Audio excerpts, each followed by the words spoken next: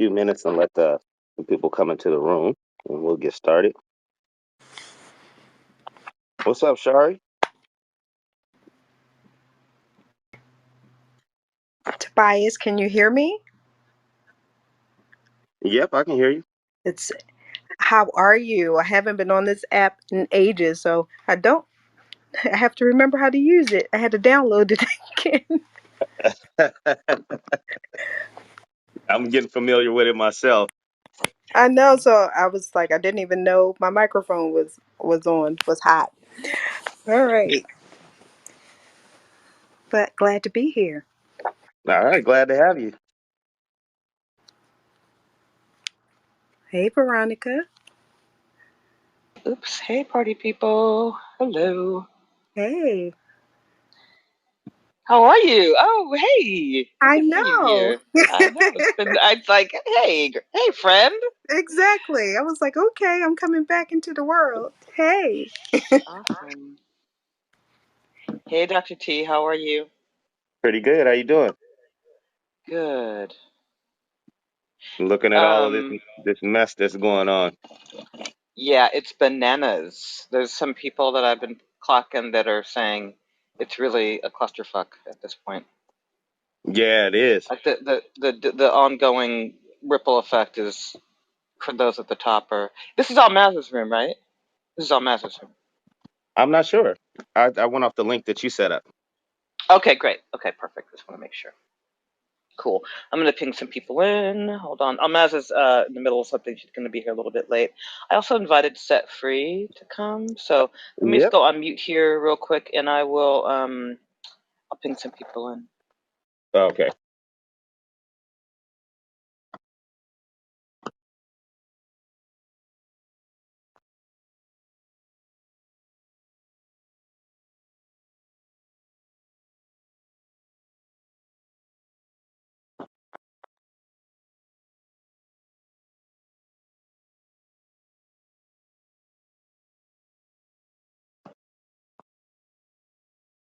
What's up, Howard?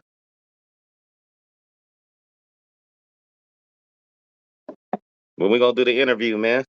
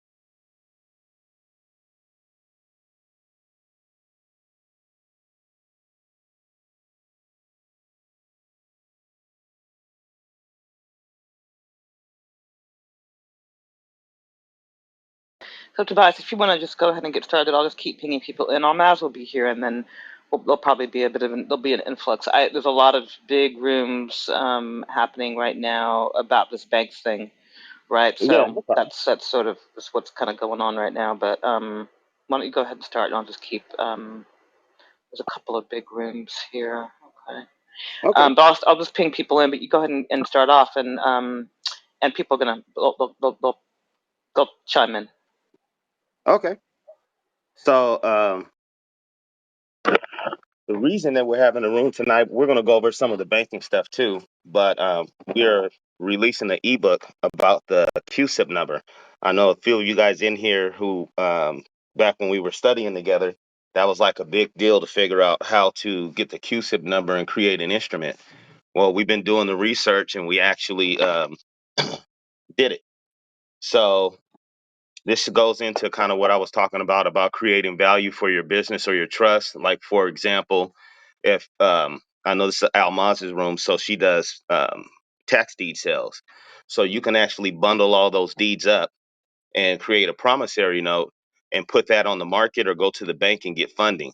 But you have to know how to register that instrument. Otherwise, somebody can take it. You have no proof.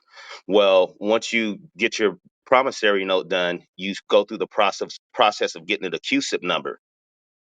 And what a Cusip number does is it allows the SEC or the banks or anybody to track that instrument from hand to hand. So that way, if like say you did something happen where the instrument was lost, you'd be able to go track and see who was the last one that possessed it. But most importantly, it's a strategy that you can use. It's some high finance strategy that we're introducing that you can use to actually fund your business or put your business on the private equity market or public, depending on how you want to do it. But what we're doing is getting everybody their foundation set up so that your personal credit is clean. You got your business credit set up, at least the file is set up, even if you're working on building it, and you have all of that inside of your trust. That way that you can take those shares from that trust and create a promissory note, or the assets in the business. You can do it either way. And the power with that is you don't have to go get approved by the bank for nothing as far as your credit score, but you want it there in case that can be the difference between you getting 500,000 and a million. You still want your all of your things straight, but it cuts out them capping you at a certain point. And one and two is kind of like getting a secured loan. I don't know if you guys had a secured bank card or a secured loan before. It creates one of those scenarios as well. This is something that is kind of a bunch of little steps to do that makes sense. But once you do it and you get everything in order, then you can place a value on your trust. Now, when you go to the bank and you draw up that promissory note, you can back that by the assets of either the business or the trust and get the line of credit right there. And you're out the door to go do whatever it is that you're going to do. So I'm going to try and put that link up now. But that is the basic premise of it, and we'll go more into detail. As far as the banks go, I don't know if you guys have been listening. I called this on, I think, Clubhouse and YouTube maybe about 8, 9 months ago, and now it's happening. So I would like everybody to try and pay attention to what's going on, because you guys are about to see a huge collapse, something that's been unseen in our lifetime. If you thought 2008 was bad, this is going to be a doozy. And they had a bank called Silicon Valley Bank crash today. They're the 15th largest bank. Their stock went down 40% this morning, and it's already after hours down another 50%. They are the 15th largest bank in the United States, and they went insolvent today. And the bad thing about that is it's going to cause a domino effect, because they supply like all the venture capitalists. They supply the Silicon Valley startups, some of the big companies, and they're hit stock, so they can't liquidate that right away. So if the Federal Reserve doesn't bail them out sometime this week, you're going to start seeing the dominoes fall. And I think it's Chase. I think Chase holds most of their stock. They've been back in the bank.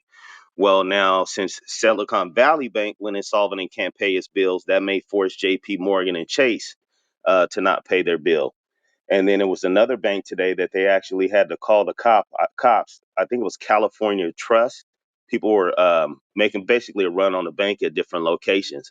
So I said it would start around March, going into the summertime, and from here it's going to get worse for the next like year and a half.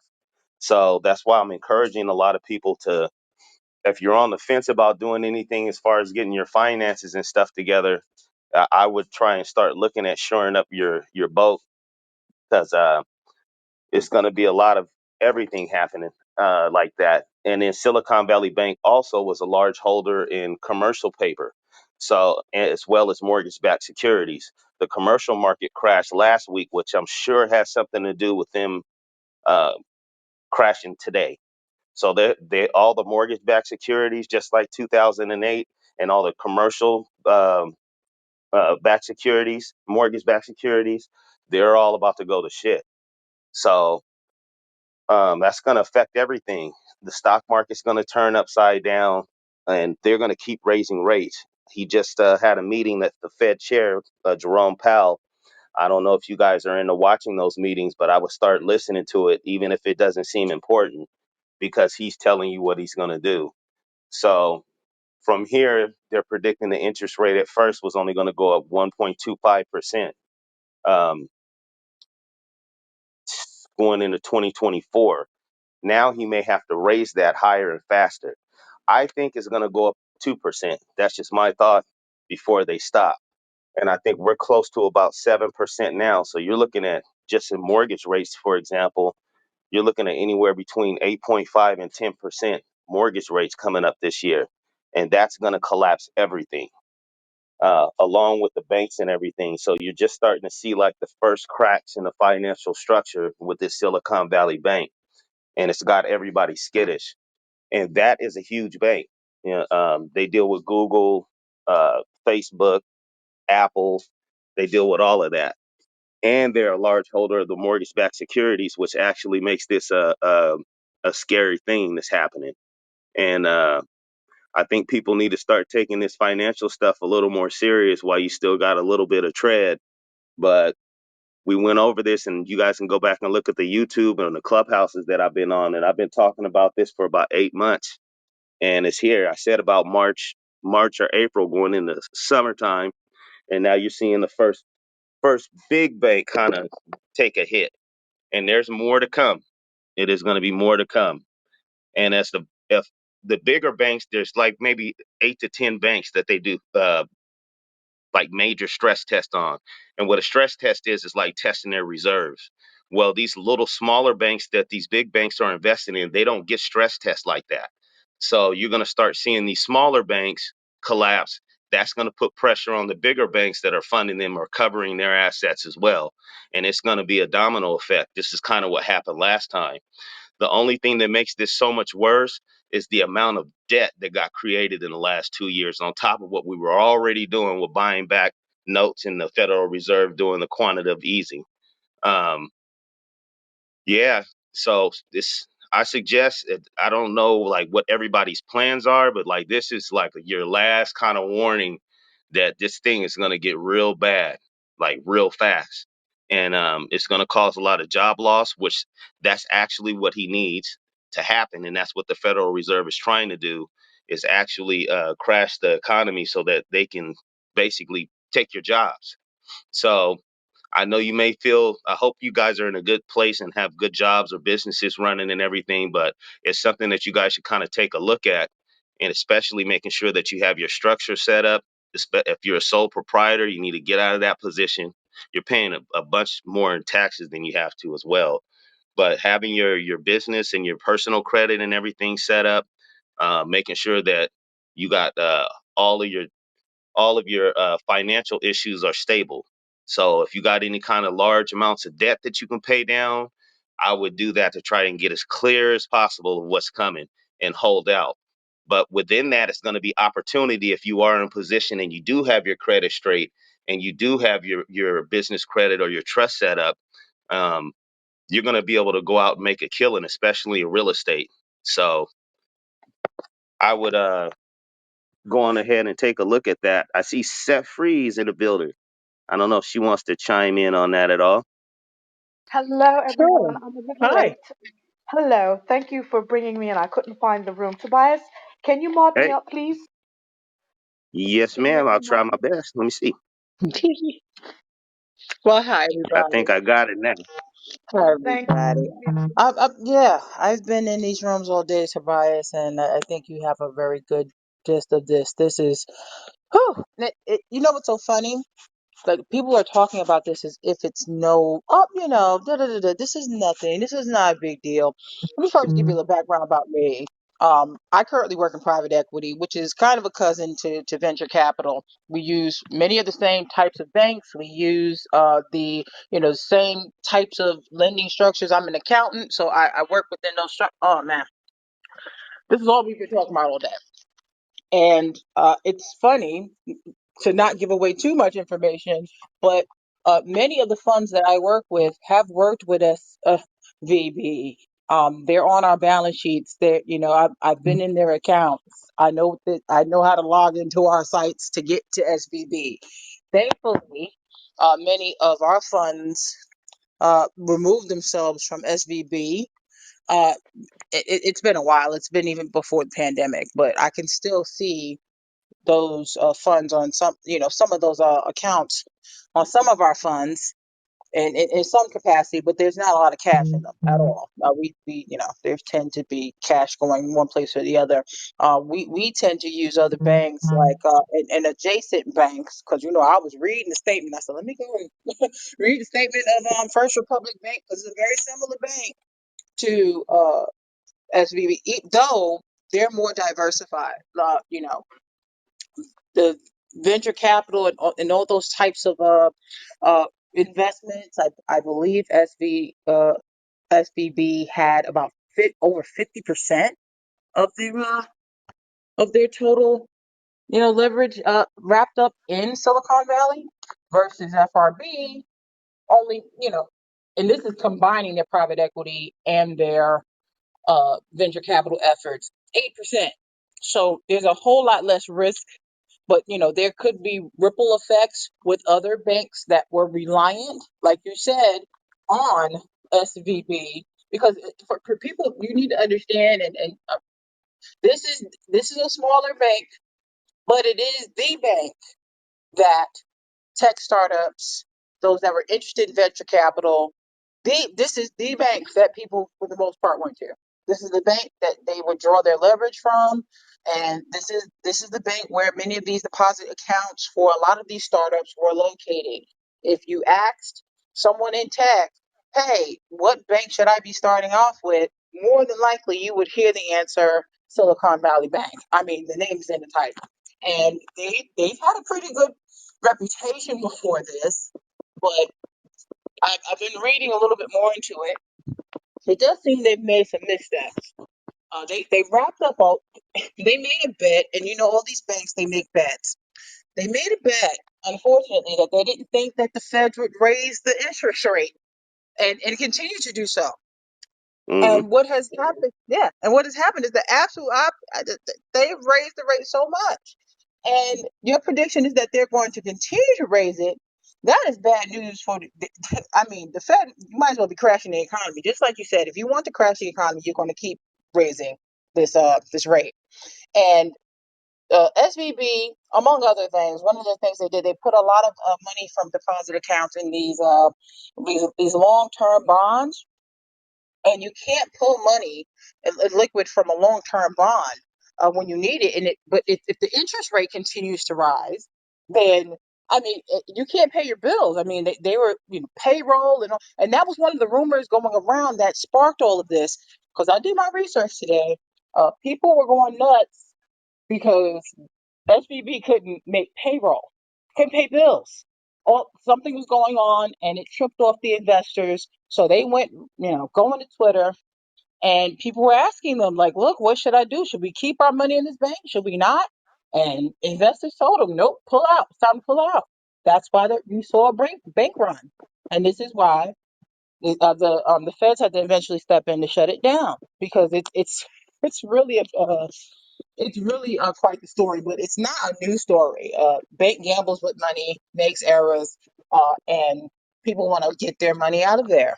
It's a simple story, but a lot more complicated with other things. But I find it, and these are the things I'm concerned about moving forward. Like you said, there's this whole panic, this fear that will spread throughout the industry, therefore causing panic and more bank runs. Like you said, you mentioned another bank out in was it California, Tobias? Like Yeah, I this may think California Trust Bank or something like that. I hmm couldn't really hear. Wasn't supposed to be listening to it, but I was interested. I was doing something else, but yeah, they had to call the cops out at several locations because people were demanding their money and they were getting agitated. Yep, So you know how skittish people get when you start telling them that they can't take their money out. And then they had a lot of those accounts at that SVB bank, the Silicon Valley Bank. They're over the FDC coverage for their 250,000. So if the bank shuts down, they're going to lose all of their money except 250,000, which I don't know why people don't spread their money out, but that's a different story. Um, but it's going to that's a be a great trade point. there. An I think. interesting side note: the CEO, CFO, and CMO of Silicon Valley Bank sold 4 million in stock in the last 2 weeks. So Interesting. there's that part too. Yeah. Interesting. And I've been on Yeah, LinkedIn. they, I've been looking at the profiles of some of these folks, and you know, the nationalities of them are interesting to me. I'm just gonna leave it at that. But there's some things here that I'm very intrigued about. So yeah. This is going to spread. Like I said, they're not only holding up the tech companies, but they had all those mortgage-backed securities, and with the interest rates coming up, they're not going to be able to dump those, especially the commercial stuff. And I was it Blackstone, I think. They went insolvent and had to get bailed out by somebody last week. So I wonder who's holding what private stock, because this is going to get bad, real bad. This yeah, is kind this of is the the first time. yep. I think this time you're going to see a big boy get clipped. When one of those top 10, they're going to have to roll somebody under the bus. Yep, and they're going to let them fall too. I do not see our government bailing them out this time. I see a lot of the panic warriors in that text, in that tech space. Oh no, this is going to cause a ripple effect, and it will. Oh, but you got to save the economy. All they want is bailout. All they want is some money, and I kind of see through that. I'm like, yeah, okay, whatever. I Yep. say let you fall. I don't care, but I see the begging happening already. Yep. I agree. I saw Ackman on there begging for a bailout. And he's right, but he's probably short in the stock. These guys will get on the TV and tell you one thing and do another. So um I think it's very important for you guys to be financially aware of what's going on around in your surroundings. And we went through this. People say 2008, but the crash really started in like 2005 and 2006 is when it really started. And I think we're kind of in that area where we're going to have 2 years before, they get on the news and start saying it. They just don't want to scare everybody right now. And trying to keep people calm, but people aren't stupid. They've seen this already. For those of us who have been through 2008, it was pretty bad. But this one, because of all the money, and they actually held off another crash in between there. It's only so long that you can keep printing money and printing money and printing money before you have to pay up. And unfortunately, a lot of people are going to get hurt that don't know any of this information that you guys are getting in these rooms. So take advantage of it. If I know people like to do stuff on their own, but time is kind of the essence. So if you have to cough up a little bread to get your stuff straight and get it going, at least you have it done. Especially your credit. Your credit is going to be super important in the next 2 years, because the banks aren't going to be lending any money, and especially when they start going insolvent, they're not going to want to see anything but perfect credit. 700 and up, no lates, no derogatories. You can't have anything funny on your credit, or you're not going to be able to get any big, large amounts of lines of credit and stuff like that, like that's been going on for the last 3 to 4 years. And that's why we're really pushing for people to get their trust set up, get your credit clean in your business, so that you can actually take advantage of the time. Because if you're in position, like when the housing market crashed last time, everything was so inflated. Well, when it came time to pay the piper in 2008, everything went down like 50-60%. If you bought during that time between like 2010 2015, you made a killing. This retirement type money is what I'm talking about. This is going to be an opportunity of a lifetime. And you got access to learning how to do tax deeds. You got me with the personal credit and the business credit and the trust. And we're going to start releasing a lot of this information on how you guys can use some of this stuff to put you and your family in a better position and build some generational wealth. And this is going to be, I think, one of the last opportunities that you're going to have to do that in the next decade. If you don't catch on now, you're going to hop in when everybody is hyped up about it and talking about it. It's too late. But before everything crashes, start getting your stuff together now, so you don't have to run around and do that. I mean, we got Dave Howard on the line. He deals with crypto and everything. He has a pretty good program going on over there, and they're doing pretty well during this crash. So I have to say, uh, that is something that you may want to look at. I have an interview actually with him on my YouTube site, and I put that in there. But I just kind of wanted to come on here. I know the financial updates are important to kind of keep you guys abreast of what's going on, because it's kind of complicated to understand if you're not doing this stuff daily. I mean, I don't know if you guys know how to look at financials for companies. I suggest you get on YouTube and start taking a good look, and you'll start being able to see what's going to crash. That's one of the things that they did with their financials, is they doctored them up. So it looked like they were holding 200 billion worth of assets and money, but they didn't really have that. It was locked up somewhere else. And then the value of that was not 210,000. It was more like 96 million or something like that. It's crazy how they did it. But they hit a lot of stuff in their financials, and it's coming out. And they're not the only ones that are doing it as well. A lot of the banks are doing it. And this is when things get bad. You start seeing, the curtain come back and start seeing who's been playing hooky. And you're about to find out it's been a lot of financial crimes going on. I'm going to start seeing the perp walk go of all these guys that have been stealing.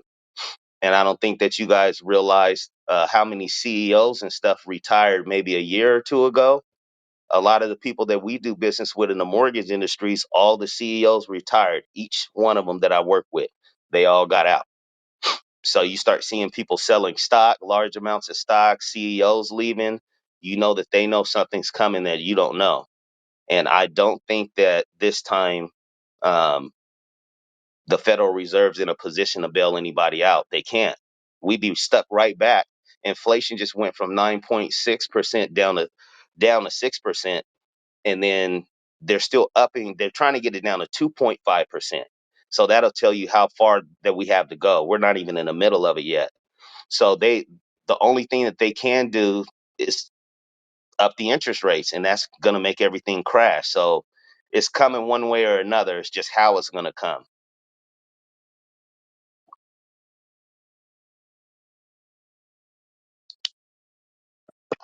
So I want to try and I'm gonna make a video and try to maybe put it up tomorrow so you guys can hear a little bit about what I'm talking about with the ebook. But that's one of the things I know. If you take a good look at it, we're showing you in the ebook how to create the promissory note and get the Cusip number so you can track it and put all of that inside of your trust and create value to go into the bank. It's a great book. And once you get how to do that, I think that you guys will understand a little bit more about what's going on with these securities and stuff, because you're going to get a little bit of an education about securities in there with the learning about the QSIP number. Then you'll look at the market and see how they've been doctoring everything up. Will you go over that a bit, Tobias? You talked about it at the top of the call, but can you give that overview of that for people who joined a little bit later? Absolutely. Um, so what we did is we put together an ebook. There was a time where I was researching how to do promissory notes. Um, and the QSIP number was a big thing because a lot of people were sending in promissory notes and trying these processes and stuff, but they didn't have the company registered right. They didn't have the trust registered right. They were saying it was backed by the birth certificate, which you can't use the birth certificate for any of that because it doesn't have a face value. It's not an instrument. So we broke down and studied the IRS code, the SEC code, and we studied import and export. And then we figured out how to actually get these instruments inside of a company that has some value or the company assets and create a promissory note or a bond and put your company on the market. It's not as hard as you think, but you can do like a private offering and get donations, and that be backed by the assets of your company. Or you can go get a loan or a line of credit. It's just like a secure credit card. A promissory note is money. So it's just like a check um, or a warrant. I don't know if you guys have ever got money back from your county or your state. They give you a warrant. Same thing. It's a type of instrument. Well, there was this theory saying that the government will pay your bills and all of this yada yada yada. So it wasn't, and we studied it, and we figured out how to do it so it's legal. You don't have to do anything illegal. Everything's through the book. What it is that people didn't understand is it was high finance. This is stuff that they don't teach you inside of the economics class at school or anything. You actually learn this from dealing with people. And me being in the mortgage industry and around attorneys, I was able to take my research and figure out how to do it with a little bit of assistance. So we put that in an ebook for people, especially if you bought a trust. I should have got all you guys and sent you the ebook, but we put that all in an ebook just to give you kind of a frame of how people are being creative in their financing and going around some of these bank stipulations where they're redlining minorities, especially. So, short, this is kind of like the end game of where you should be after you get your credit done and your business and everything. It is going to cost a little bit of money because you have to get your business valuated or appraised, just like you do a house. They do the same thing for a business. So that means you got to have your books and everything in order and have your CPA review everything, which Set Free can help you with that. Um, Once you got all your business stuff in order and all your paperwork, then you can go have your valuation. Once they give you that valuation, that appraised value, that is what your company is worth. So you can either create a promissory note off your shares or take the certain amount of the assets and create a promissory note, and you'll be able to go into the bank and get money right now because it's paid for. It's already back. They know how they're going to get their money back. Something happens, you lose your assets, you guys go their separate way. But that's going to help you now, especially with stuff like buying tax deeds, buying property when it gets cheap. Now you have your own line of credit for your business or your trust that you can go gather assets with. And then also it kind of gives you some leverage on creating your own interest rate. So like right now with the interest rate going up to 10, you may be able to get your promissory note accepted at a bank for 5%. So we're showing you how to control your interest rate and everything too. So this is how they buy big portfolios as well. They're not trading cash, they're trading bonds or promissory notes. I hope that explains it a little bit, So, Veronica. so can you, because you and I have talked about this too, for people that have, like, some people here have intellectual property, right? Like, so Almaz has her course. I have courses, of course. People have courses and things like that, right? And there's probably other types of things, intellectual property, that could be put. You said that you could put a monetize those. Is that a part of this process where you turn that Yes. IP into part of the evaluation? And then if you turn the IP into evaluation, how did you explain that to me? Would you go? Because Yeah. I think that might be useful for people that are content creators, even if they have like. Oh, Set Free just has a course. Congratulations, Set Free. She just launched a course. So that gets to get monetized inside of this trust, right? Am I, do I have that right? Exactly. And especially for intellectual property, because you're actually the one who puts a value on that. I'll give an example of this. If I have 1,000 CDs, right, and I burnt those CDs, I packaged them up, I got my music on there, for example. That's something everybody can generally understand. So if I get a write up I pay to get a write up and get my music reviewed, and they compare it to Jay-Z's catalog. Well, now I can make the argument and evaluation that each CD is worth $1,000 because this is what Jay-Z's value of his catalog is, and this is what mine potentially will be. So that when you put it inside of your company, now each one of those CDs, those 1,000 CDs you paid $1,000 for, are now 1,000 times 1,000. So you follow what I'm saying? So you've just created value, and you can do the same with your intellectual property, your videos, your courses, your ebooks. You can bundle all of that up and put it inside of a business. Get your business or your trust valuated and create value that way. So intellectual property and content owners or content creators, this is a perfect type of strategy for that, and that's just one of the strategies that you can use. This is what my one of my mentors was saying, who works with the ultra high net worth. She's the one that works with all the family offices and ultra high net worth and ultra high net worth. And she was saying that, for example, like Kendall Jenner, right? They or Kylie Jenner, they're saying she's like the first, like a billionaire, right? Billionaire, right? But she was saying that valuation was not based on how much she had in revenue or whatever. It was actually on her books. my sense, if I recall it, is sort of like she's describing what you're describing, which is that you take the intellectual property, you put it in, and then you value it based on not like hard sales, but sort of amplified, for lack of a better word, valuation that's based on other factors, not just sales and revenue.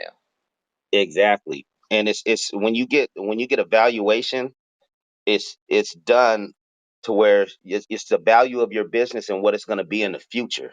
So if you think about it, they're saying, okay, this is going to be worth this amount in 20 years. Like even when you're selling a company, I know you're familiar with that in the corporate world, Veronica, they value it out, 20, 15, 20, 30 years, whatever that valuation is. Well, that becomes what the company is worth. So you can go get those future funds and back it with a promissory note by the value of your intellectual property or whatever you have in there.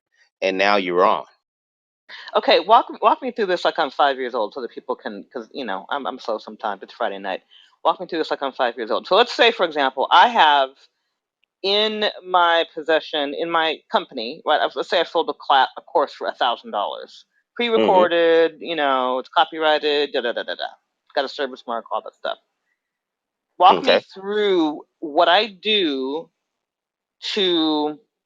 Well, so I put that. Tell me what I do. What's my first step, second step, third step? So the first step that I would do is I would make sure that that is in a business structure and not in your social or your or sole proprietorship. I would definitely have that under a business or a trust or some sort of entity. Then I would transfer on a UCC one. I will write down all of my intellectual property, and I will write myself a note, and sign it and transfer that into the company. So now that UCC is proof that those items are inside of the company.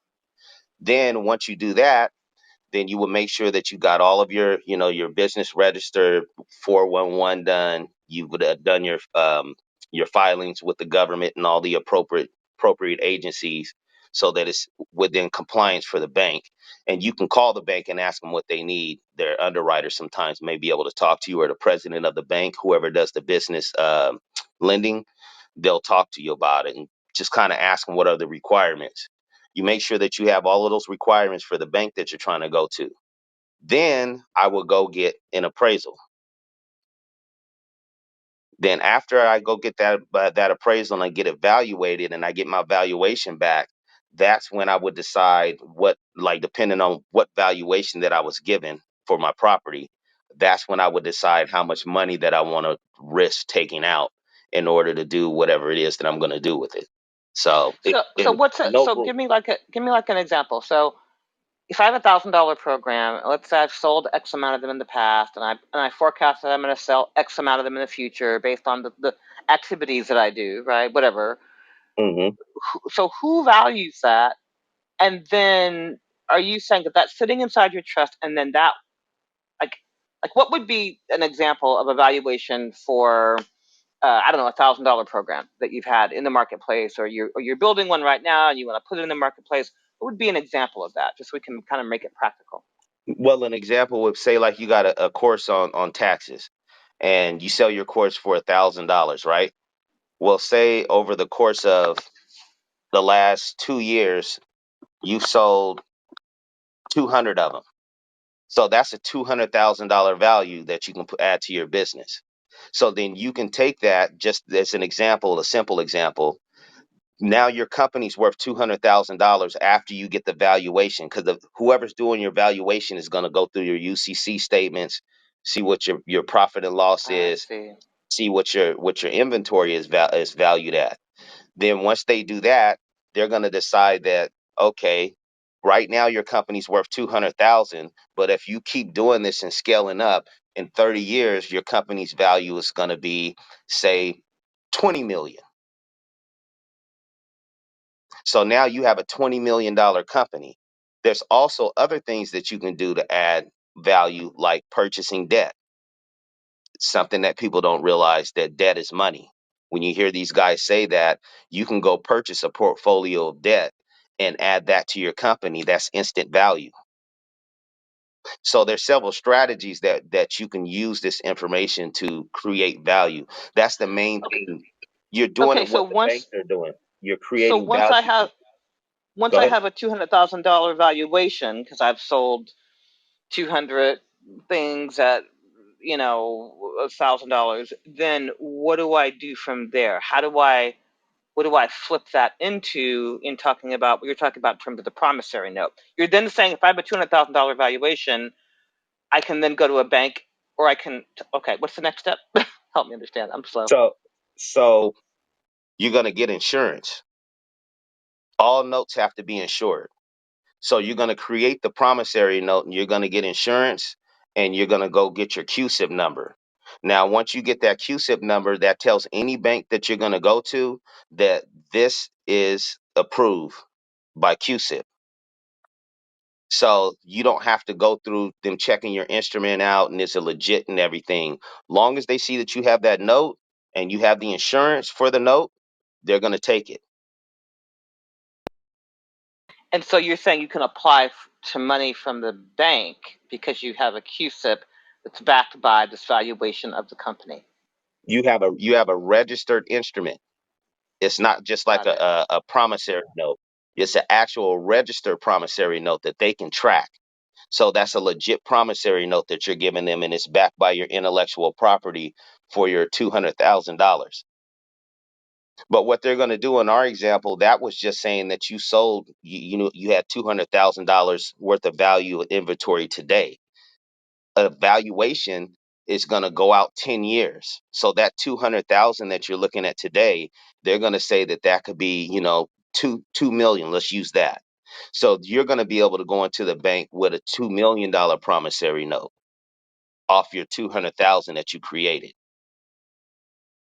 because the valuation is going to be an appraisal of your business going into the future.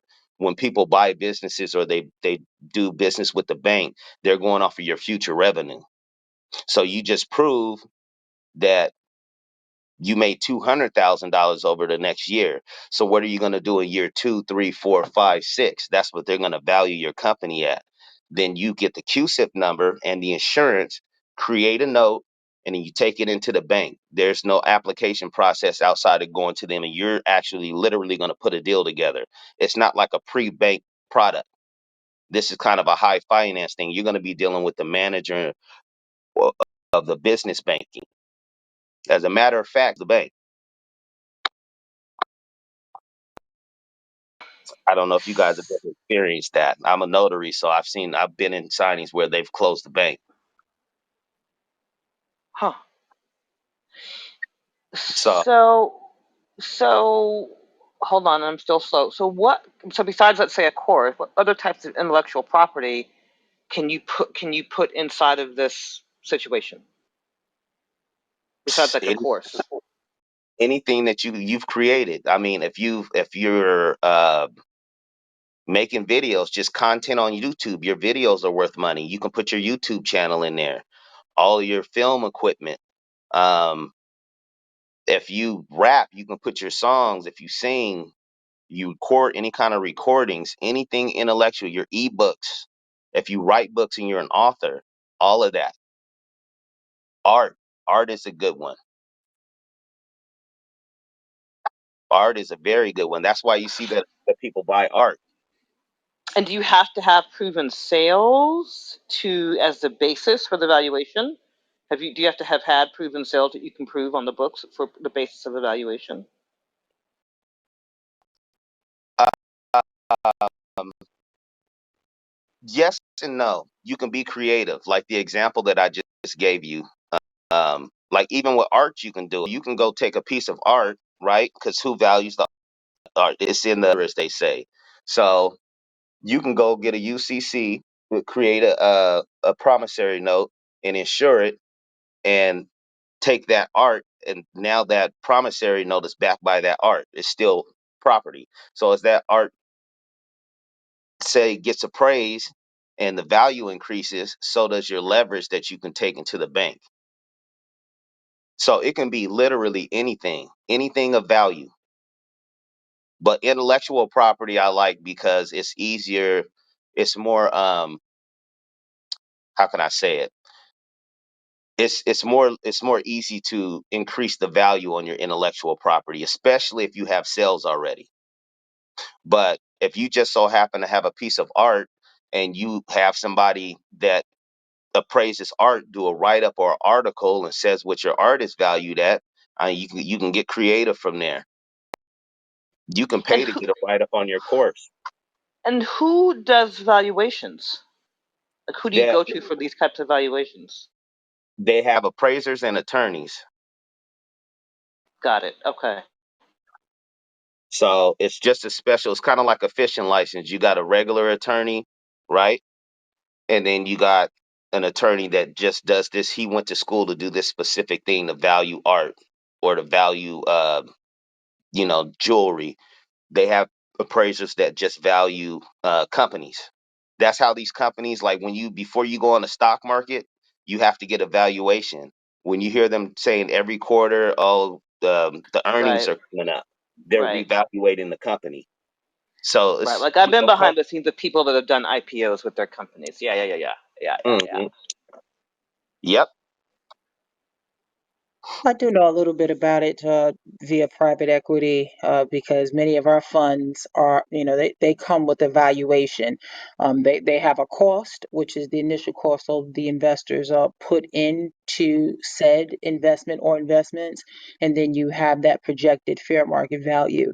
And that can be based on a multiple of factors, whether you're talking about the actual value of assets, the goodwill of a company. Goodwill means that the just the general name, reputation, and the brand value of said investment or company. Goodwill is really an accounting term, but it does transfer into these matters. Also, a lot of other things that go into this that make up a valuation. So, that's all I do every quarter, go into a valuation file and and look at How how these companies are evaluated. So how would they measure goodwill? Just out of curiosity, how would you measure goodwill? I know that's a different scale what we're talking about for in here, but how do they measure that? Like, well, there are yeah. empirical ways to measure it. There are some, just depending on the firm, this is what the McKinsey and companies, the Bain and Co's and others get paid a lot of money to do, and a lot of the accounting firms as well help and assist in that process. There are a lot of like complicated formulas and all kinds of things that they do use empirically. But think about a company. Let's say I know I'm just thinking about a company like Apple, for instance. Apple, their goodwill is through the roof because they have brand recognition. People know their logo very clearly. It doesn't need words, it doesn't need explanation. They have a very good reputation around the world. And there's some very smart people that sit around tables and figure out. And goodwill is just one part of the valuation process, but it is definitely one of the factors that is considered reputation, and it is a monetary value that is put on accounting books. So there are ways to do that. To Tobias's point, I just wanted to point that out. So there goes your CPA right there. For those of you in the room who are looking, she's familiar with that. She can probably guide you through getting that done. Is it measured by revenue? It can be, absolutely. If a company has taken quite a loss, if they're publicly traded, or what they have invested in is publicly traded and it lost value, that also go the stock value and stock cost. Anytime one of our funds purchases a stock, and or it raises the cost, therefore raises the fair market value, and the fair market value is really based on the cost of that particular stock that was purchased. So there could be so many things. Revenue is definitely one of the measures, but there's so many things that go into a valuation. Like, we can sit here all night and talk about it, but there are a lot of things. Thankfully, I that's not my complete wheelhouse. I'll leave that to the nice financial wizards who sit around and do that all day long. But as an accountant, that kind of comes to me handed on a silver platter. But I know what goes into it. I know that there are plenty of other factors that go into creating a valuation because we get those files quite a lot here. So And if you have an opportunity, this is what I'm trying to kind of get people to understand. you got to work yourself up, but you can create yourself like a base structure, especially if you're just starting out, so that when you are going and you're creating your content and everything, you're able to put it inside of your business right away in the beginning, instead of learning this stuff later on and having to go back and figure out where all of this stuff is and get it together. You're gonna have to pay set free extra money. You're gonna have to pay extra money to get somebody to help you organize it. If you can just set your shell up now, then as we go along and we start teaching you guys a little bit more strategy, you can kind of figure out how you want to set it up for yourself. But Veronica, you're a perfect example of someone who has intellectual property, and you have the sales that you can actually create some funding for yourself, especially right now, this Right. time when the banks aren't going to be loaning money. Right. Right. Yeah, and I mean, I could go back like what, 22 years. Could I just gather all the revenue that I've created over 22 years in a bucket and then get a valuation? Yeah, I would assume Yeah. so. Seth, you'll be able to say a little bit more about that than me from the accounting phase. But as far as if it's your intellectual property and it Yeah. exists, you can put it in there. It doesn't matter how old it is. Oh yeah. Well, goodwill on the books flash. It only lasts but a few years, but usually it is incurred in valuation, especially in mergers and acquisitions when companies are taking over another company or buys another company. There's a goodwill that is put on the books of the company that purchased the other, and it really is the value. It's basically the fair market value of the assets purchased in the acquisition. So it's one of those things, and it is an intangible asset that's in the books in accounting. So it does have value, and it does add to the value of a company. So there's a lot of things that go along with it too. Hmm. Do they consider like a scaled up social media presence to be goodwill? Yes, as long as it goes under the category of intangible, it can also goodwill can also go into issues that can be tangible, but a social media presence definitely could be considered in a goodwill valuation when a company purchases another. It's something to be considered when you are Got it. when you're just looking at when you're looking at a company. And I know, what is it? I know that some of this talk may be a little bit kind of above some folks' pay grade. I think one of the things that I think one of the things that's valuable, especially Black people having this knowledge and being able to bring it forth to other people of color, Black people specifically, because I value that. But anyone, if you're here, you can listen. It doesn't matter what race you are. But it's being able to explain this stuff to people, like you said, Veronica, like they're five. So there's so many people that are walking around without this education, and it's costing us. It's our ignorance is literally costing us because people are scrambling. They're in other rooms talking about these subjects, and our people would rather stay in some other types of rooms that kind of take them away from this. But don't be scared of this. Take your time. Look, I read the Financial Times every morning. That's how I saw this story. I got my Financial Times subscription. I thought, wait a second. And I posted it right to our house because I knew this was something that was, it had been brewing, but it finally boiled over.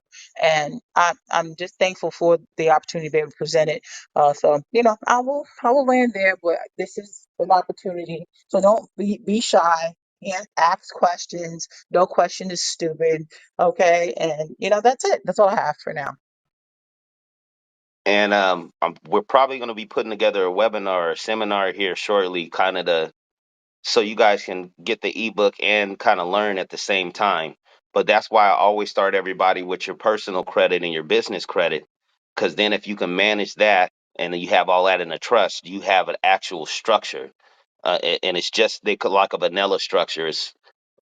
That's a commercial term. So it's like a blank canvas. Like when you walk into a warehouse now, when you have your personal credit, your business, and your trust together, you have a warehouse. It's a blank canvas inside. You can do whatever you want inside of that canvas, and you can create funding off of your actual intellectual property, the stuff in your brain.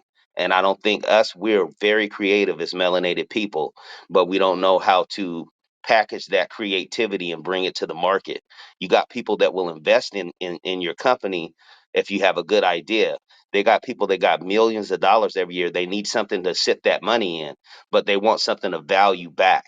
And Set Free being in private equity, she can tell you that if you get your company set up like we're teaching you guys, you will have people that if you have a good idea and it's selling and you're doing the numbers, which you should be doing the numbers because you should be having your business credit and everything together if you're messing with us.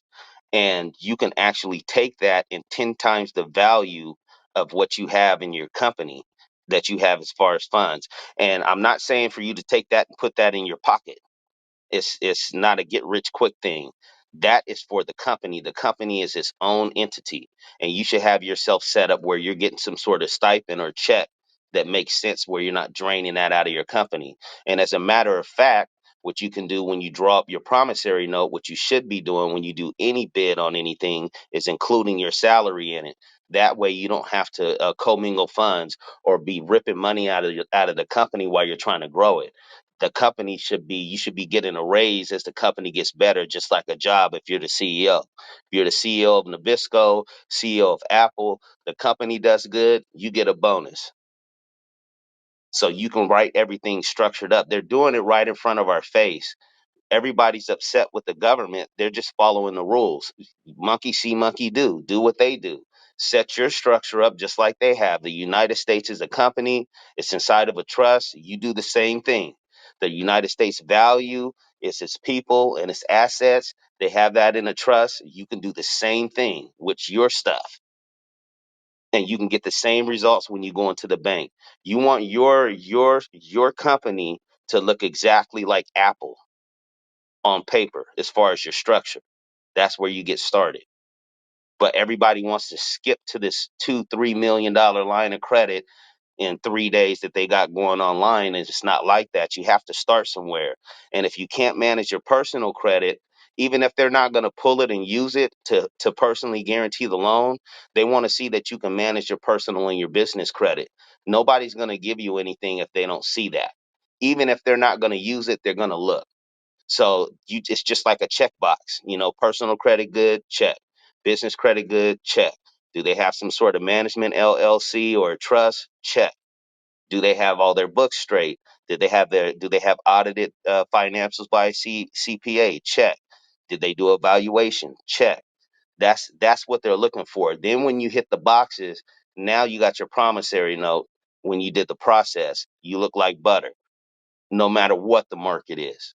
And that's what I want to get people set up for, because now these opportunities that you hear about 5 years later, where I bought this and it was valued at 50,000 and now it's 500,000, 5 or 10 years later, you could set yourself up for a long game like that. Does anybody have any questions? I know that was a lot of information.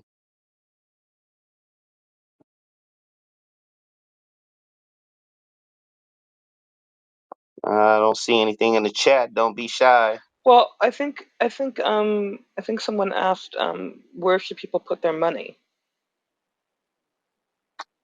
I would stay with away this. from small banks Right. right now for sure. I heard that too. Yeah. I would look up what the top 10 banks are, and I wouldn't make sure that I wouldn't have more than $250,000 in any account. Well, that's what they were saying is the big deal is that with this because nothing in Silicon Bank was above insured above quarter of a million, and that's the problem. I guess they were saying today. What did it say? All the top four banks here in the U.S. or not top four banks, but it's $55 billion wiped out today. Yeah. And more to come tomorrow. They're after hours, I looked it up. They're already down 50%. They paused the stock. That's the only reason that the company is still even open. Yep. Monday is going to be a bloodbath, y'all. I'm just going to tell you right now. Yeah. I'm buying put. So right now, then, like, so no small banks because the small banks might get clipped in this bloodbath.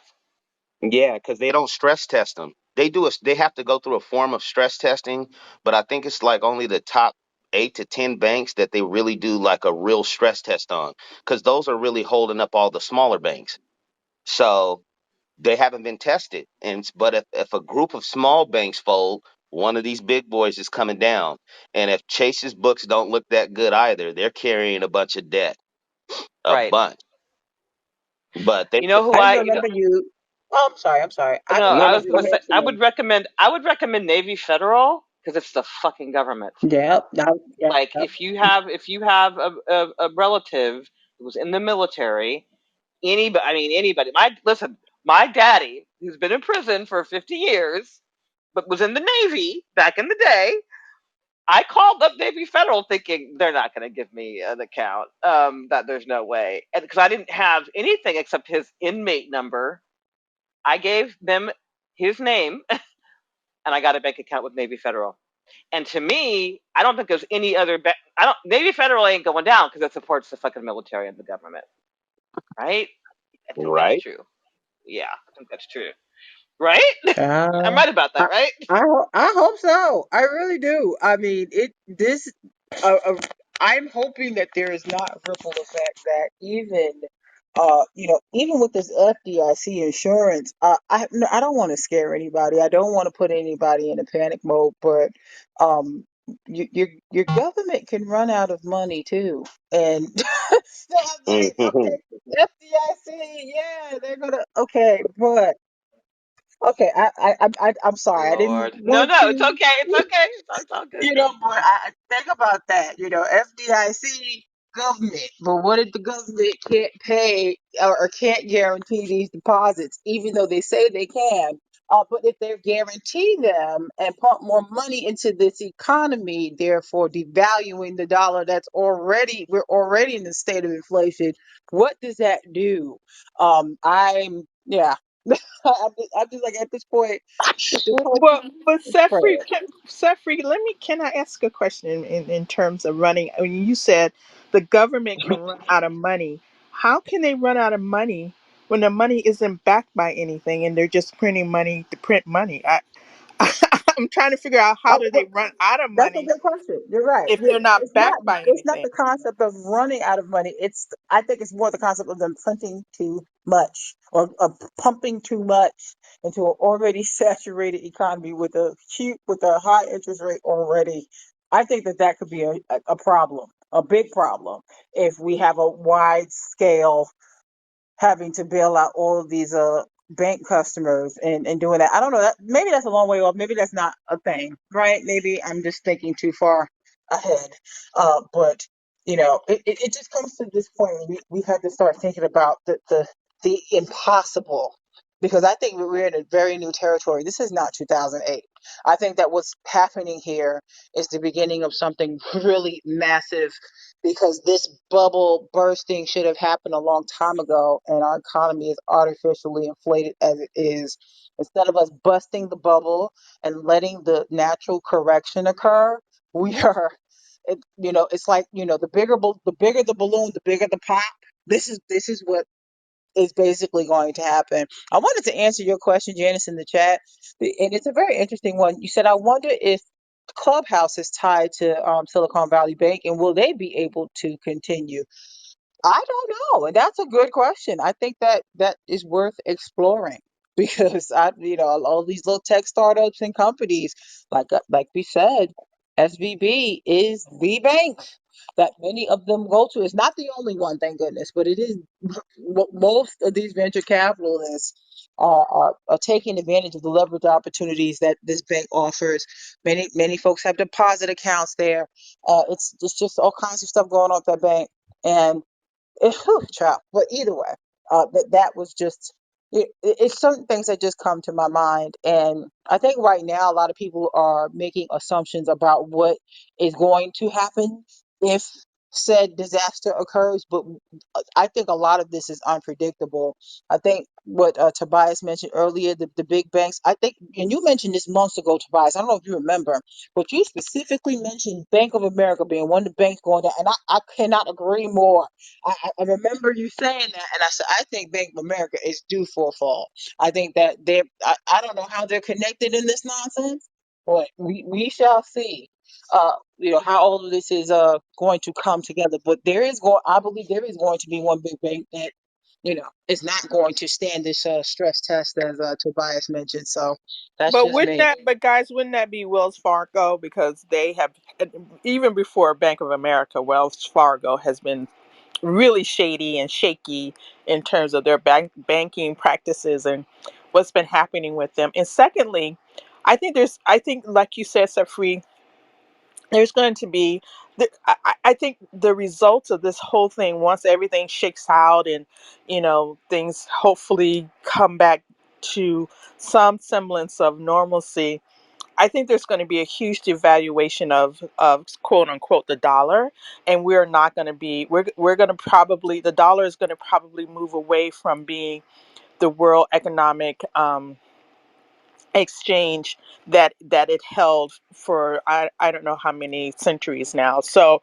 I think that's probably one of the major things that's going to start happening, because there seems to be um, our economic economy and financial situation has been quite shaky. I mean, 2008 was, I think, an eye opener, but it hasn't been all that great since then. And obviously, this particular um, downturn isn't helping the matter, helping anything moving forward. So I just feel like the dollar is really going to take a back seat to the world financial currency. So I agree, and it's already happened. It just hasn't. People don't realize it yet. That's kind of what all of this skirmish that they're having is all over resources with all of these little small wars, and then the war in the Ukraine, China, and I think it's Russia and another country are no longer buying oil in the dollar, and that's what's really keeping the dollar's value. Is you had to buy oil, barrels of oil, using the dollar was the reserve currency for oil. It's That's not the case anymore, and that's what's going to cause the dollar to have an issue. Wells Fargo almost again expect the unexpected. Wells Fargo seems like so Mr. Untouchable, but again, with all of this, you just never know. I wouldn't be surprised either, Janice, if you see again. I feel like we're going to see a major bank take a fall, and there will be no bailout. There is no bailout. There is no money. Do not pass go. Do not collect $200. That's not going to happen this time around. I really don't see that occurring. And Antoine, I want to address you. You're right. There may not be any printing of money, but that's not how money is created by the Federal Reserve. All they got to do is click a button, and there's money in a bank account. It's just the dollar amount. It's just the zero ones that are appearing on your screen. That's all it is. That's all they're doing. They get certain permissions to do A, B, or C, and then bam, money appears out of nowhere. They don't have to print a single dollar. They don't have to do it. So that's what I mean in part by printing money out of nowhere. This in this age, that's exactly what they're doing now. Yep, it's all crypto now, so they have to dumb the dot. Well, crypto poses its own threat. And we've talked, and I've heard Tobias talk about this. Crypto poses its own threat because it cannot be controlled. For certain, currencies, Bitcoin specifically, it's decentralized. Even though I have my suspicions about that claim, but it certainly serves a threat to what the nations want to do, and they want centralization. They want a centralized digital currency. President Biden has already put an executive order into effect where the government is researching that. So that should have rung alarm bells already for everyone that this is where the economy is definitely headed. But I want everyone to start thinking about again. Everybody's like, oh, doom and gloom, this, that, and the third. I'm like, look, financial collapse is not. Uh, it's not a happy topic, and I don't know how else, or we don't know how else to bring it forward. But what I would say is that what Tobias is talking about is preparing for those in between times, because there's going to be great volatility with the value of the U.S. dollar, the power of your dollar to do what it used to do. If you decide to, go into business, leave the country, whatever you decide to do, your dollar is going to have less power to do things that it normally could do. And that's a big deal. That's a huge impact on everyone. So that's the in between time and the preparation time, because you may need access to more capital than you think you need because of this coming hyperinflation. Or one day, has anyone heard about what is going on in Nigeria with these Nigerian banks? Um, People think that can't happen here, where they could. I mean, we have a bank run here in Nigeria. They basically shut people out of their bank accounts and said, "Up, we don't got no money here, sorry." And people were scrambling, trying to get their money out of these banks. I'll post the link in the chat. But similar things are happening around the world. And it's not getting media play. These things are not happening, but they are occurring. I've heard my Nigerian brothers and sisters talk about it. So just beware that the changing of the guard is occurring in the world, and all the more for you to get ready to start experiencing and looking at your money, your finances, and things in a different way, because the old way is passing away, if that makes sense. I'll land my plane with that. Yeah, agreed. And that brings me to a point of if you're in business or you're doing anything in business, you need to have your business insured. And there's a type of insurance that you can get that can cover your business if it goes under, to where it'll cover your payroll and any losses and anything. It might be a little more expensive than a regular business insurance, but I would definitely look into getting that insurance. So if anything happens, then you're not stuck with a big bill in bankruptcy court. You simply cash out your insurance and call it a day.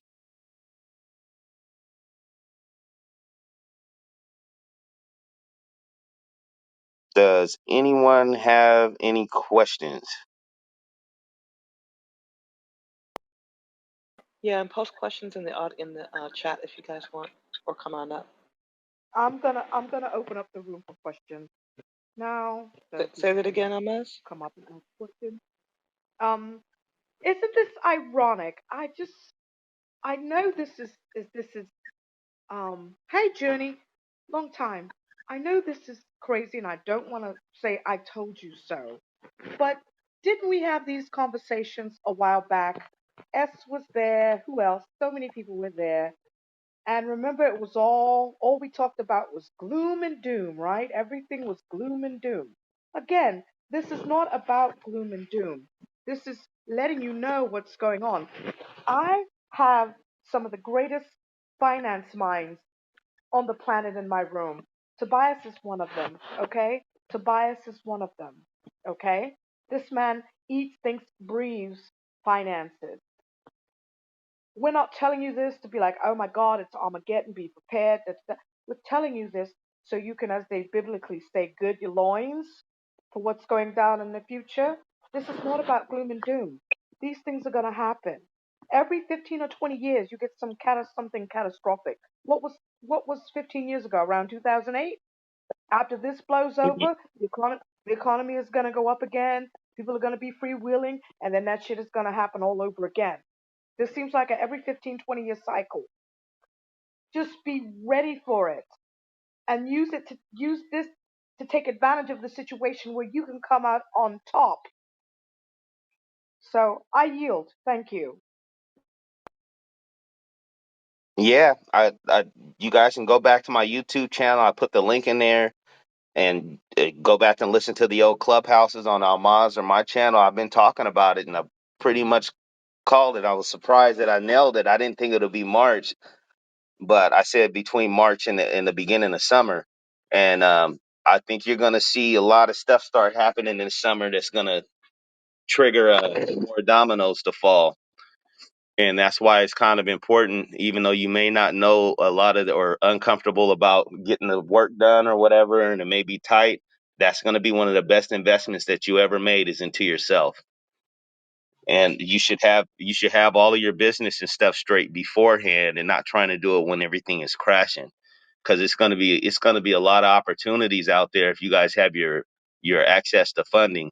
And the better you are at organizing your business credit and your personal credit, and having a CPA and having your books right so you can go into the bank and take advantage of these opportunities.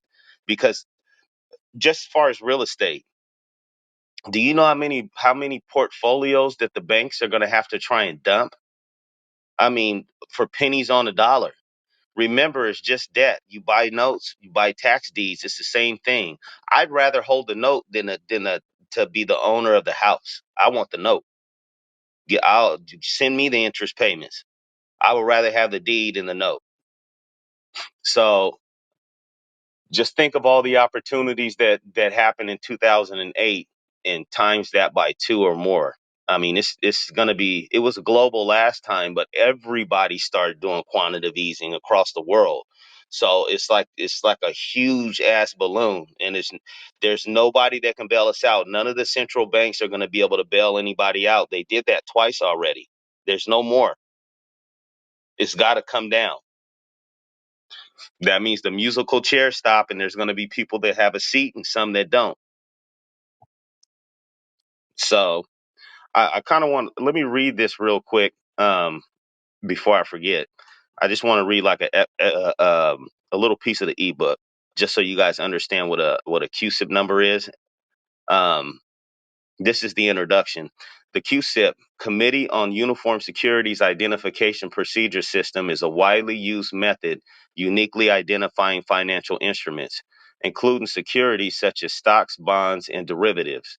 Developed in the 1960s, the Cusip has become an integral part of the financial industry, serving as a standard identification system for securities traded in the U.S. and Canada. Understanding the QSIP is an essential guide to this important financial tool.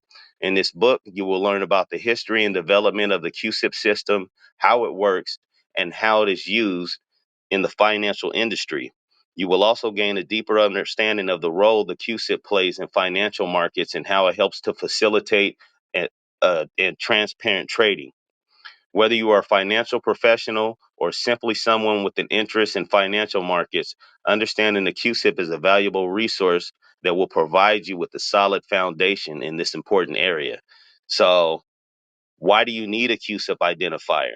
A QSIP identifier, Committee on Uniform Securities Identification Procedures number, is a unique identification number that is assigned to each financial instrument that is traded in the United States and Canada. It is used to identify securities such as stocks, bonds, and mutual funds. There are several reasons why a QSIP identifier is important. One, identification. The QSIP identifier is used to uniquely identify each financial instrument and distinguish it from other securities. This is important for keeping track of financial transactions and ensuring that each security is properly accounted for. Two, settlement. The CUSIP identifier is used in the settlement process for security trades. This is including your notes. When you get the identifier, your promissory note becomes a security. When the trade is made, the CUSIP identifier is used to identify the securities being traded and to ensure that the proper securities are delivered to the buyer. So this is what the bank wants to see that makes it legit amongst the insurance.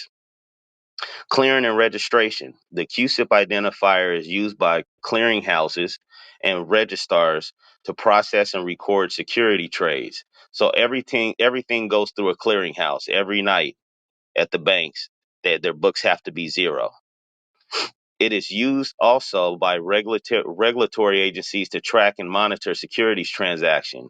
For risk management, the QSIP identifier is used by financial institutions to manage risk and track their exposure to different securities. It is also used by investors to identify and analyze the risk profile of different securities. Overall, the QSIP identifier is an important tool for identifying, settling, clearing, register, and managing risk of transaction. So that that number, it sounds so like such a small thing. Having that number on your instrument is the difference between you getting funded or not. And it goes over how to obtain one. What are the UCC rules, which is the Uniform Commercial Code on negotiable instruments? We put in the SEC rules on the instruments just to make sure you guys have a great understanding of the rules.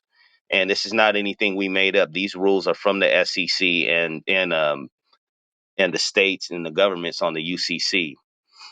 We explain step by step how to create a corporate bond strategies, how to use the bonds to buy property, how to insure your own promissory note. We tell you how to obtain the credit insurance to cover the promissory notes and the steps for obtaining an insurance policy to cover your promissory note. And then we talk about building wealth through the trust creation, and then raising money, selling trust certificates. We go over all of that stuff in here.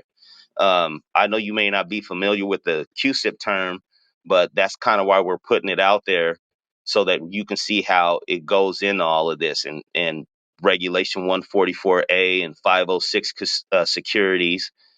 Um, we tell you the best videos on using negotiable instruments, so you have, you can come up with your own strategies about it once you get an understanding. But we will give you some base strategies that we use when we're doing our companies and our trusts. Um, and we give you some resources on high finance. So it's kind of like just an intro book. It can, like Set Free said, it gets complicated. It depends on how big you get, but just as a base to say that you can take your intellectual property, set up your structure, your personal business, and your trust, go out and create an instrument backed by your intellectual property, and take that into the bank at a time like this that's coming and going on. This is powerful information, and it's worth the time and energy to sit down and take a read. It's not a huge book. Um, it's maybe about 30 or 40 pages, and we're going to do a webinar to go deeper into it, and give you guys some different strategies and stuff like buying debt, to add value to your company, buying art, intellectual property, some different things that you can think about to be creative, to add value to your company so that you can receive the funds that you need to keep your business open and thriving during this time. And I think that this is something that's valuable, especially in our community, because this is not talks that we have.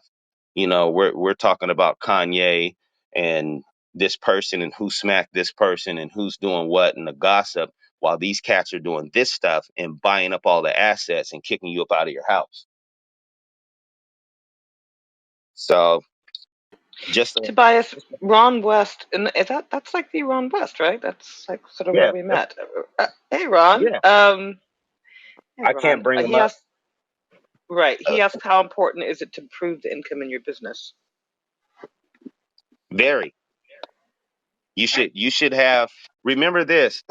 You can do, and Set Free can talk to this. You can do future projections on your company of what you think it's going to make.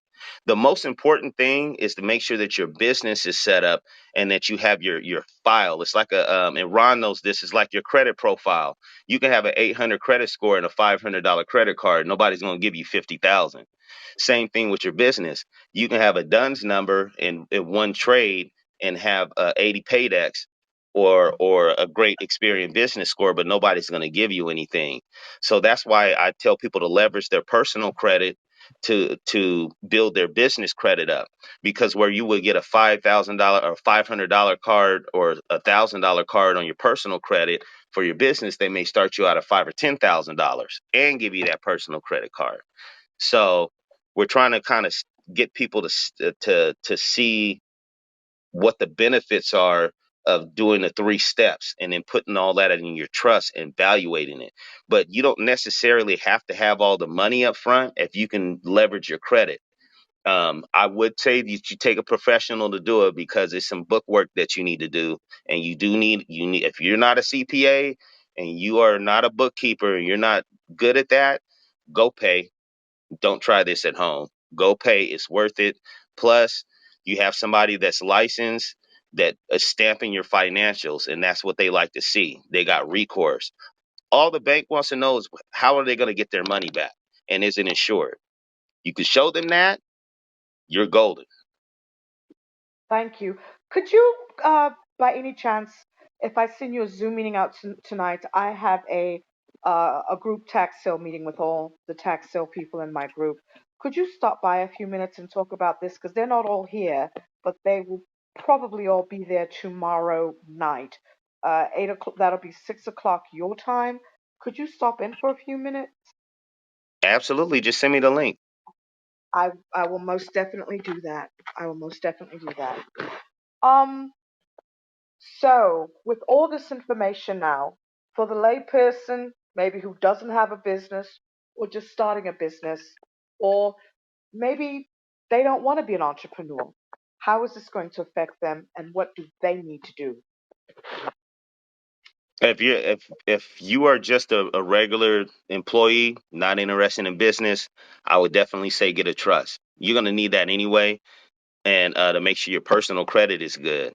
Like if you got anything on your credit or you foresee that something's coming, like if you lose your job, it'll get shaky. You don't have any reserves. I would start building my reserves, and I would start setting up my trust to put all of my assets in and insure everything.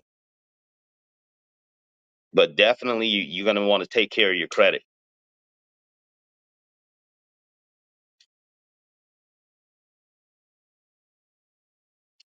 I hope that answered your question. Does anybody else have anything? Yes, Paula, get a trust for sure. Everybody should have a trust. You shouldn't be doing anything in your personal name or holding anything in your personal name except your credit. You should be using your credit to um, purchase things and put it inside of your trust. Now, remember, you can do stuff like put your house and stuff in a trust, but if it's encumbered, then there's still liability there. Really, everything that you put in your trust, you don't want it to be encumbered. And when I say encumbered, you don't want to have any bills on it. A balance. You want to own it outright. But you can hold your property in a trust. They give you a little bit of a problem about it because they don't like to do it, but because of the extra paperwork and liability of taking your property out of the trust and putting it back in. But if you have a house or a home and it's in your personal name, you should have that in a trust. You should have your insurance. You should have life insurance. They got people on here. I think Lady G does insurance, different types of insurance. Um, I don't know if she's in the room today. I was in her room earlier, but yeah, contact her, contact somebody, and start thinking about these different products. And oh, for the love of God, if you have a 401k, please, please, please, please, please call somebody tomorrow and get out of Yes, your say it 401k. louder, please.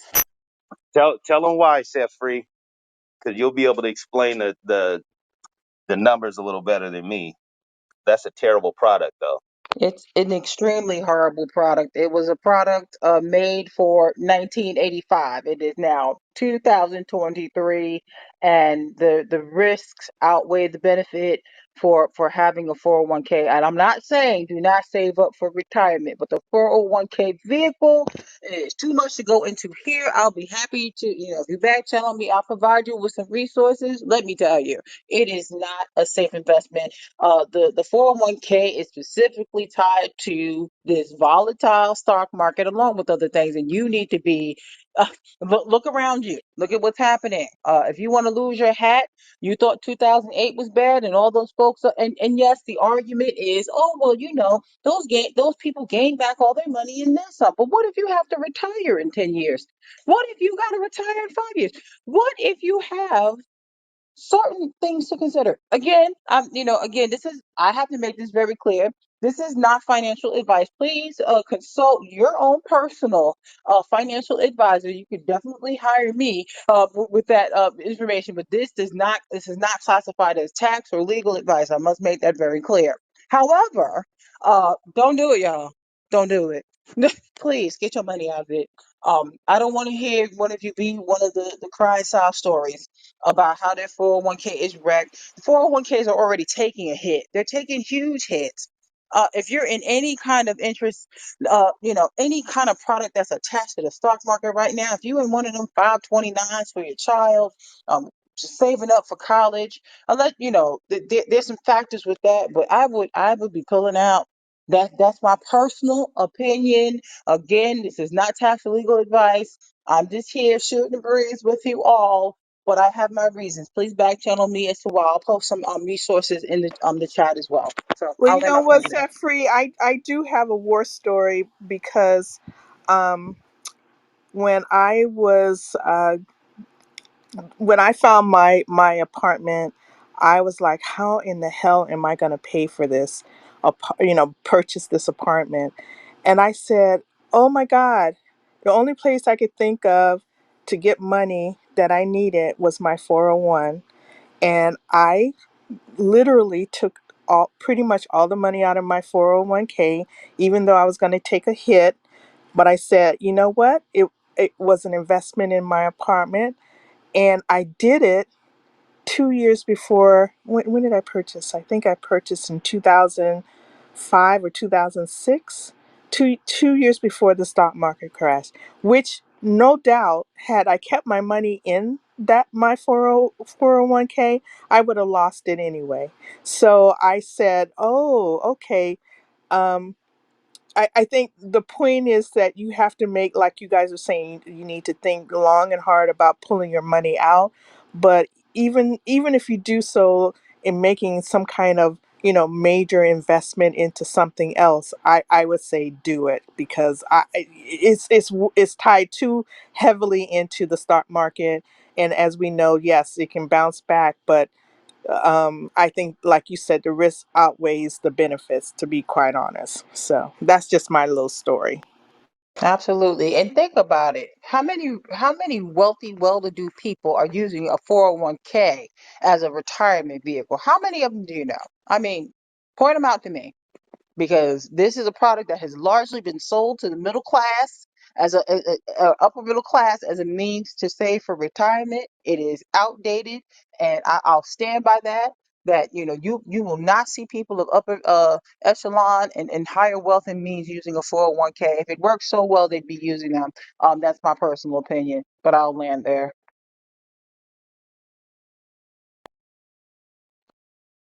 Yeah, the financial since that was created, they have so many different financial products that you can roll that over into that are a lot better.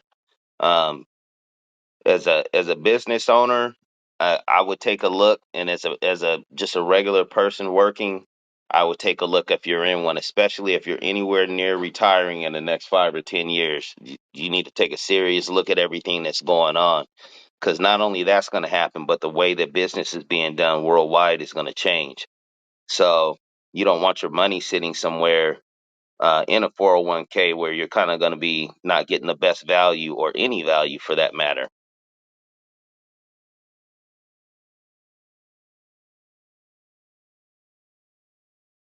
All right. Any questions?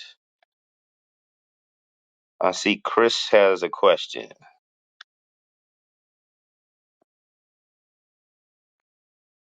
Go ahead, Chris.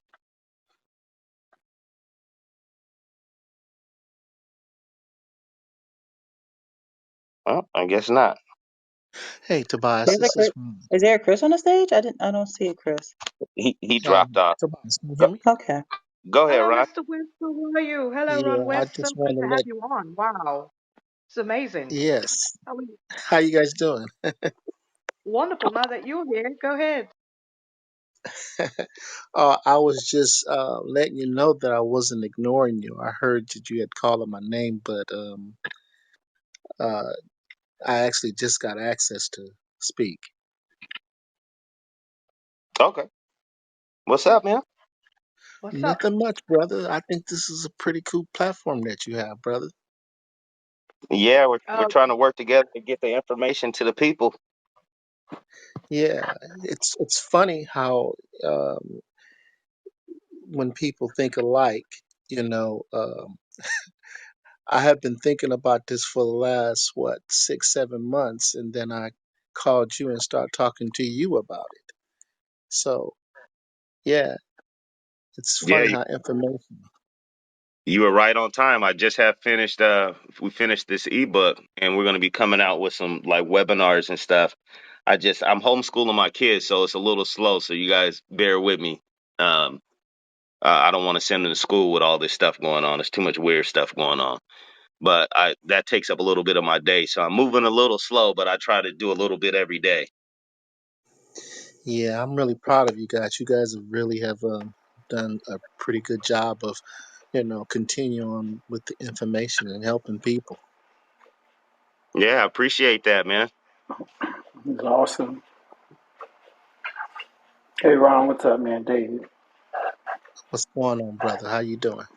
Yeah, just collaborating here with Mr. Tobias. So we're gonna do that. We get an interview together, so we can share some other stuff, which bridges to um, what Tobias is doing. And tell him about the Well, you Cusip do, number. That's fire. you doing some major things too, man. I'm proud of you as well, man. You have helped a lot of people, man. I hear about it all the time. That's what's up, man. You started off with the we was learning all this stuff in 2009. And you came on to Mhm. with the debt collection companies. I'm like, this is some awesome stuff. And then Yeah, to have set free here, understanding that and actually practicing it, seeing it now, she gets to grab it by the throat and really um, show how the monetization of this works, which benefits everybody. So that's a good thing. and Veronica, it's been a long, long time. Hey, sir, how are you? I'm doing good. I'm doing good. Good. It's great to have you here. So for the room, just a little bit of a reset here. Tobias and I met at Ron's redress class, and we were all studying diligently the FCRA and the FDCPA, and we were, deconstructing all of the credit law, and so that's where Tobias and I connected. So Ron is sort of the OG in the game, and has set off a lot of people's careers and trajectories in that. So welcome to the stage, Ron. Thank you, sweetie. You have anything you want to share with us, Ron? No, right now I'm just observing and listening. I'm listening to all the information. Okay, let me see. Does anyone So have can we just do any? like a recap? Can we do a recap just before? And I know I, just we just do a quick recap, just so like just very high level, very overview of sort of the implications of what's happening with the banks today, and this domino effect that's going to be happening, and then also sort of if you again if you've got a job and a career, what's sort of your lane and your path, and then if you've got a business, right, what's your path? We just kind of just recap that as an overview so people can kind of really integrate it, because I know for myself even, and I've been in this conversation for since before the earth cooled, but um, I think because the terminology gets very windy, you know what I mean? And it Mhm. gets sort of, I think it's good to just sort of bottom line it for people so that they can sort of leave with some sense of what to do next, like what's like next steps. Yeah, you're the next step. Just as an overview, what's basically happening is you're going to start seeing a lot of banks become insolvent, and it's going to be a lot worse than 2008 because they've been printing money and kind of holding up a fake economy. And we've gotten to the point to where there's not their hands are tied. They can't stop raising the interest rates because of inflation is running rampant. And what that means is a loaf of bread can possibly start costing like $15 or $20. If they just stopped and started doing quantitative easing again and start to print more money. Eventually, they will do that. They're going to have to. It's going to be a knee jerk reaction when it gets so low. But it's going to be at least 3 to 5 years out. I mean, it's going to be a rough time. And if you don't have any cash, a large amount of cash, and you're dependent on using credit, you're going to need to make sure that your personal credit is A plus, and like soon, like within the next month, type type quick. You should already had it done, and you're running out of time. Like today with the Silicon Valley Bank, I would suggest everybody just go look up on Twitter, and Veronica said that TikTok is a great source too. Kind of take a look around and start reading the articles. They're not really going to push a lot of this stuff on mainstream news. I don't know if you guys watch stocks, the financial channel. I would definitely start looking at Bloomerang so you can kind of wrap your mind around what's going on. But in layman's term, everything's about to go to shit in a handbasket fast. And if you're not in position and you're going to need to depend on you getting credit or getting funding to keep your business open, or you want to start a business right now, your file for your personal credit and your business credit is going to have to be stellar. Your taxes are going to have to be filed. Your registrations are going to have to be good in order for you to get anything. They're not going to be giving money out to people that don't have A plus paper. And when I say A plus paper, I'm talking 685 and up, no derogatory, no late, good long term account history. We can help you with that. I'll put the website in there for you guys again, and you can book a free consultation and we can go over some of this stuff with you. But this is a great time for you to start taking your future serious. If you've been on the fence about doing anything as far as maybe booking a consultation or getting that CPA, or anything that you've been on the fence about, you better shore it up and trim down your subscriptions and your bills and the traveling. And I would really tighten up my budget and save my money as much as you can and put myself in a position to possibly get in when the housing market crashes, or buy a business or one of these franchises that make it. But you're about to see a lot of people. I don't know if you guys already see, it's a lot of homeless people out there right now, and you're going to see more of that as people lose their homes. They're not going to be able to afford it. Just rent in California in my area is $2,800 a month, period. And that's just like for a regular house. Some people are in LA like Dave. I'm pretty sure it's probably like 3,500 or more out there. Where are you gonna make the money if they're crushing the businesses out? You got businesses, people are gonna start getting laid off and stuff. And they just bought homes and everything. Big brand new expensive homes at the top of the market. So I don't want to see people get hurt by not having knowledge of something that's so simple to fix. Even if you feel like you don't understand it, take your time and just dedicate a little bit of time every day into studying. If you're just working a regular job, go check your 401k.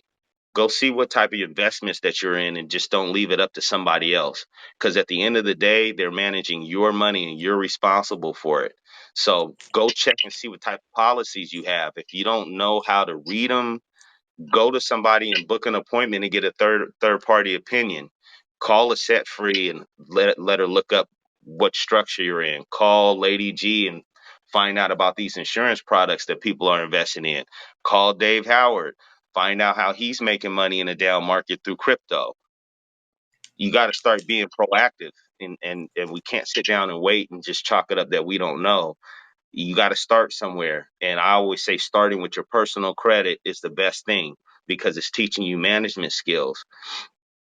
The other thing is, if you have a business, make sure that your file is straight. If you want to start a business or you don't know how to do it, give us a call. We'll hook you up. Make sure that your file is straight, your taxes are filed. Make sure that whoever you go to, make sure you're getting all your tax credits and you're positioning yourself for the year coming 2023 and 2024, and make sure that you get with a professional so you can put yourself in the best position to get the most write-offs you can. That's really a big thing. Having the wrong structure could be costing you thousands and thousands of dollars in taxes. And then you're going to have to pay taxes and then find out that it's wrong, pay somebody else to go fix it. You see what I mean? You're losing money on two ends. Why not just start now with getting all of your stuff together? Even if you're behind on your taxes, you can call the IRS. As long as you're giving them something every month, it could be $150, whatever it is. They'll work with you until you can get your taxes and stuff together. Don't be scared of the IRS. They're only doing bookkeeping. Nobody's out personally to try and get you on any of this stuff. I'm not into warring with it with the government. I think they're doing it perfect. I think we don't know the rules to the game. So that's why we're coming out with some of this information that may seem new and advanced, but it's a basic structure that you're going to have to learn. And we weren't taught this in school unless you went to an Ivy League or a private school, or you have family that's doing this stuff. Even if you went there, you might not understand. But it's an overview. If you are in a position right now where you have some money, or or in a position where it's tight for you, or it could get tight if something goes wrong, start taking that warning serious. That was a huge thing that happened today, and it's not random. And you're starting to see them fall. Remember, we had the crypto crash the other month. Then the Blackstone crash. They do commercial paper. They hold notes for commercial real estate. Nobody's been in a building working since 2020. So I knew that was coming. Now you got these guys that crash, and they do all the venture capitalists.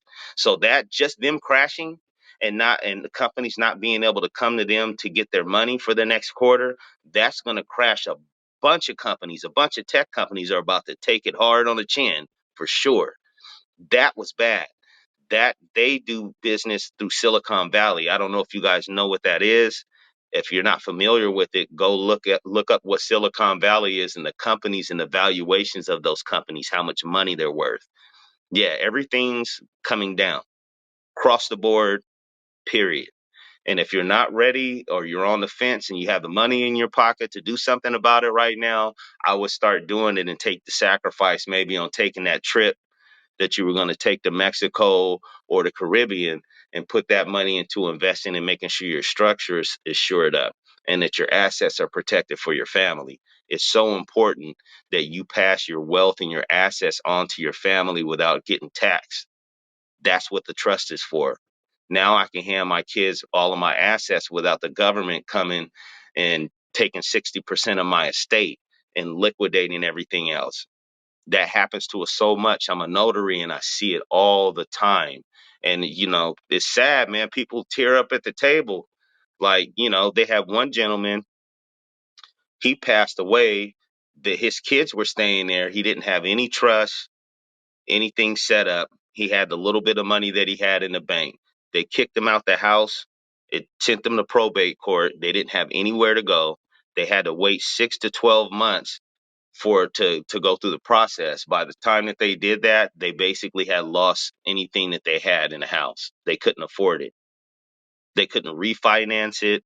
There was nothing that they can do. He didn't have a will. He didn't have a trust.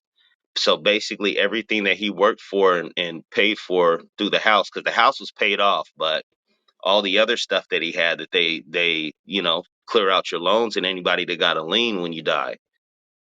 And yeah, man, they basically, their whole father's work and everything went right back to the state and his creditors. So I'm saying get ahead of that now, even though we don't like to think about stuff like that. You got to get ahead of it now and get yourself set up. So, and it will make you feel a lot better about life, knowing that if something happens to you in the future, that you have a plan in place for what you want done. Like my son is 19. He has a 750 credit score. He has a business, and he has a trust. Now he doesn't know everything to do with it, but it's there. And I wrote him some instructions on what to do. And he's going to be the executor of my trust if something happens to me or his mom. And that's him at 19. If I had that at 19, man, I don't who can tell where I've been, where I would be right now. I mean, I'm in a good place, but it took me a long time to learn this stuff. I've been studying this stuff and doing business credit since I was 22 years old. So I just hope everybody takes this. And I hear Set Free say she doesn't want to scare anybody, but I say be very fearful. I mean, I was able to call this 6 to 8 months ago, and it's happening just like it happened last time, but a lot of people weren't doing business, so they didn't see it or they weren't affected by it. I lost 4 or 5 houses in the last crash, and I was a month away from bumping all of them. We were going to do something else, and I got hit, and I couldn't sell them. We were in the middle of fixing them. The market was crashing. Who was going to buy it? Then the ones that we had rented out, we got hit on because those guys lost their jobs. So, I it's a warning, and I see it. because it happened last time when they start talking about Lehman Brothers and you start hearing the whispers and the rumors. It's going to be an insurance company. I don't know which one, because what's going to happen is when the banks start to collapse all of the insurance money, they're going to start popping their insurance policy. Then they're going to find out that the insurance companies can't cover, and it's just going to be a shit show. I guarantee you this coming. So in closing, I would like to say that Wait, can I add one more piece, Tobias, pretty please? absolutely. Oh, I just wanted to sort of also have you do a quick recap on this piece about, which is really sort of the you talked about the Cusip, you talked about that and getting yourself set up. But for those that sort of joined a little bit later, those of I just want to touch on it briefly because I think that there's, even for me, this is sort of when Tobias told me about this thing about you, like if you've got intellectual property in your, in your business, right? If you've got a program or a course or just a book or any or art or anything of value, right, that you can take that and again, to his point, it takes some effort, some research, some due diligence, right? If there's anything about this world that I've learned, it's sort of like the diligence that's required, the focus that's required, and it's somewhat technical, right, and very left brain, so you got to get your ducks in order, right? But what he was saying about, if you've got a course, and especially if you've got a course that you've sold, um, you can take that and get a valuation for it and have someone appraise the value of it, and then I think you said get it insured. You said some other steps about it, and then that now becomes an asset, and then you can go to the bank with that. Say, run that bias again, Tobias, because I know I don't have all the details because I'm just kind of hearing it Yeah, brand new. no problem. So basically, like to put it in layman's terms, intellectual property has a value. So what a lot of people don't realize is you can take your intellectual property, your videos, your courses, your music, anything that you created out of your mind, and you can get that valued and put that inside of your company. You can then take either shares of your company or you can get a UCC first and put it in, and that's a uniform commercial code um, form. So it's just notice that you have a lien. So you're letting the world know that, hey, I'm ABC company and these are my assets and here's the number and there's a lien on here for this value. So you take everything and put it in. That's how you transfer it into your company, and you do. You can do a note or a contract agreement, however you want to do it. There's a few different ways we can help you with that. Once you get that inside of your company, you can then have your company evaluated it as value. So, say you got a course that you're selling for $1,000, and you sold 1,000 of them. So you can take that because now you have proof, or you can get an article or a write up or whatever, especially on something like art, and that now has $1 million value, right? They're going to take that valuation and say that your company over the next 20 years is going to do X amount of dollars. When you get that evaluation, and it's from a licensed appraiser, so it's backed by the appraiser's license, and they're saying, hey, I put my license on the line saying that these financials are good. You can take that into the bank and you can leverage that either through the shares of your company or a promissory note. But you got to register that promissory note with the Cusip number. Once you do that, so they can track it and it's insured, that note's insured, there's several different things that you can do. But to keep it simple, you can go use that to get funds, a line of credit or a loan backed by those assets. So it's kind of like just like a secure loan. When you go put $1,000 in a savings account and they give you $1,000 credit card, you're doing the same thing on a higher level. So you're giving them the assets to hold in case you default, and they're going to give you X amount of dollars that you asked for on a promissory note. And most importantly, you can control the interest rate. So the banks now, the interest rates are about 7%. Well, you can write your note up and go around to the banks once you've done the process and say, hey, I want to do this for 4%. So now if you have to sell the company or sell the project, at these times, and they say, well, wow, you got a 4% interest rate. That gives you bargaining chips, or you can just pay it off.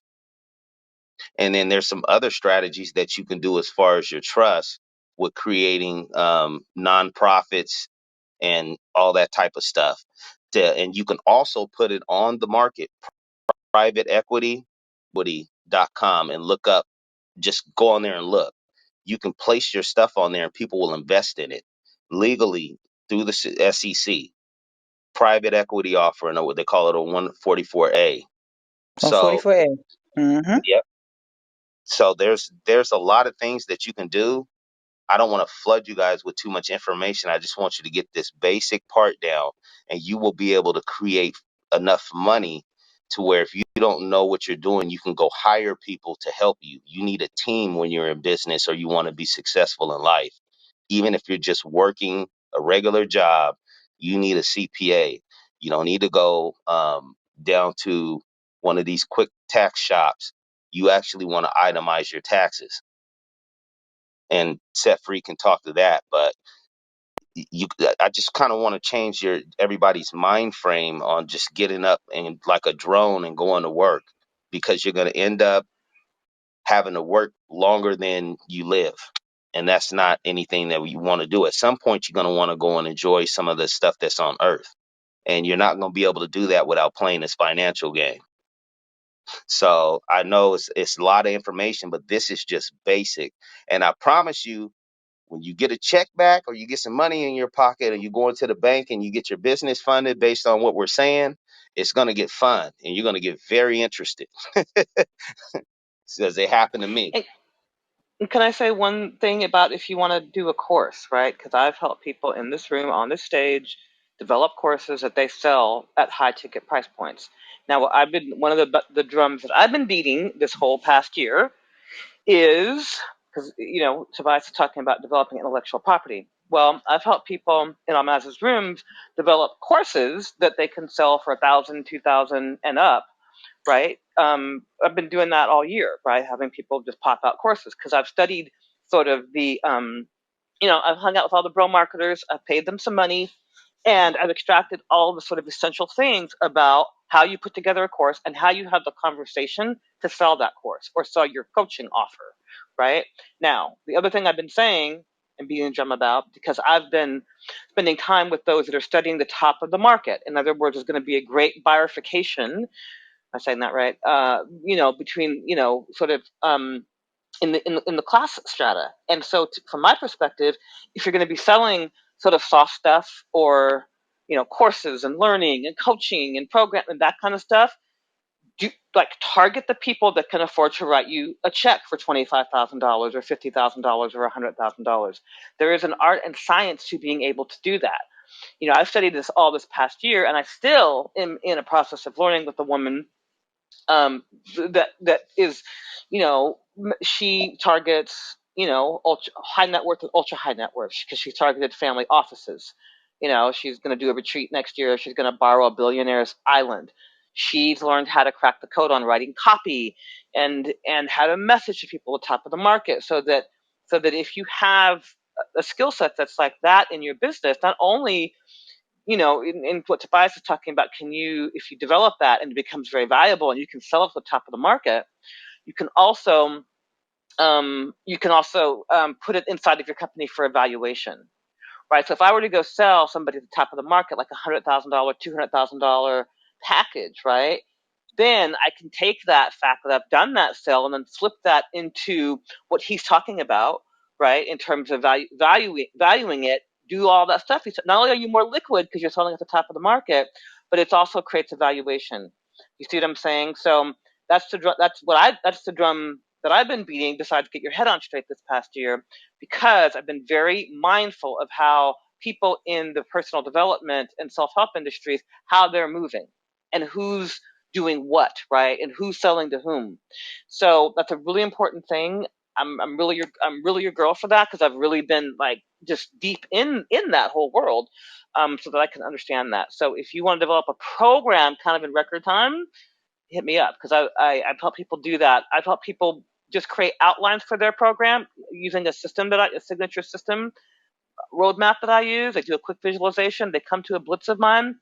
I've had people go and take a piece of paper for the framework of their signature system for their course, not even build the course out, and go sell it for $5,000, and then turn around and sell that same thing for $30,000. My clients have done that in like a week.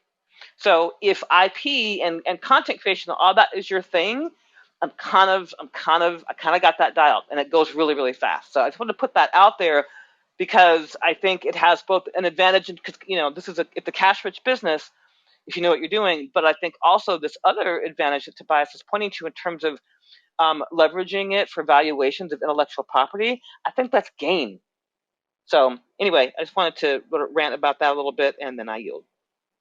And I wanted to say something. I wanted to ask a question to Tobias. Now, I'm in the tax sale game and I help women. When I first started out, I was helping low income women, and it took a long time. It took a couple of years. They saved their money and they were able to get properties at the tax sale free and clear. And we were able to put those properties in a trust, and some of them were on Section 8, and Section 8 paid the trust. Remember, control everything, own nothing. How is this going to play out with the tax sale people? I just want them to hear it from you. You guys with the tax sales, we can do a lot with you guys. You guys have real property. I mean, you especially if you own it outright, which a lot of tax sales, they're not so expensive to where you can't pay them off, and you guys can get busy with this information for sure. You think you got some So, money to buy some tax deeds now? Wait until you actually go get that stuff valuated so and my see if thing the is with bank this. wants to mess with you. With Go Thank ahead. you. Now, with this economic craziness that's going on now, how is that going to affect them too? Because if people are losing their homes, they're not being able to pay their taxes. You see where I'm going with this? You guys, you're gonna make a truckload of money, and the more money you have available to buy them, the better. I'm gonna be over there with Almaz in a minute. I'm getting my stuff together so I can get a budget. I'm going in. So, You guys should so be able to come out of it pretty good. You can even put a company together and put an offering, a 506D together, and collect money to go do that project. We can set you up to do that. That's what we have. I'll show you guys an offering. I just have to redact some of the information and get permission. But we have an offering right here that we did for 100 million, and that's not no joke. It's a $500 promissory note, 6.25% annual rate of return. We shop this and we put this stuff on the market. Our salaries are written in, so you don't have to worry about going to work once you get accepted, and that makes it worth it. So now you might be able to get a project and write your salary in for the next 2 or 3 years at 100 grand while you go do this work. They don't expect you when you go into the bank and you do this stuff and they give you this money for you to go back to your job. They want you free so they can get their money back. But that's what I'm trying to lead you guys up, and I'm gonna put it up. I just want to make sure that it's more than just me that's on the offering, so I want to make sure it's okay, and then I'll put the Cusip number on there, show you guys what it looks like when a private placement is accepted, and with the Cusip number, and you guys can see that what I'm talking about is actually registered on the SEC. So you can actually go yourself and buy shares, and that's all leveraged by um, something of value. This very same thing that I'm telling you that we set up, and we can do stuff like this for people, but it costs money. It's not anything that you're going to be able to do because it's expenses and stuff in it. But if you're serious about creating that value and doing these things to put yourself and your family in a position to gather wealth, then I'm willing to work with you on it. and go look back at all of my replays for the month of January, February, and March. It's all been about grants, Grantuary, Funduary, Mad Money March. And there have been quite a number of women that have back channeled me and said they're on their way to getting their grants. And this is not little money grants either. This is, pretty decent grants.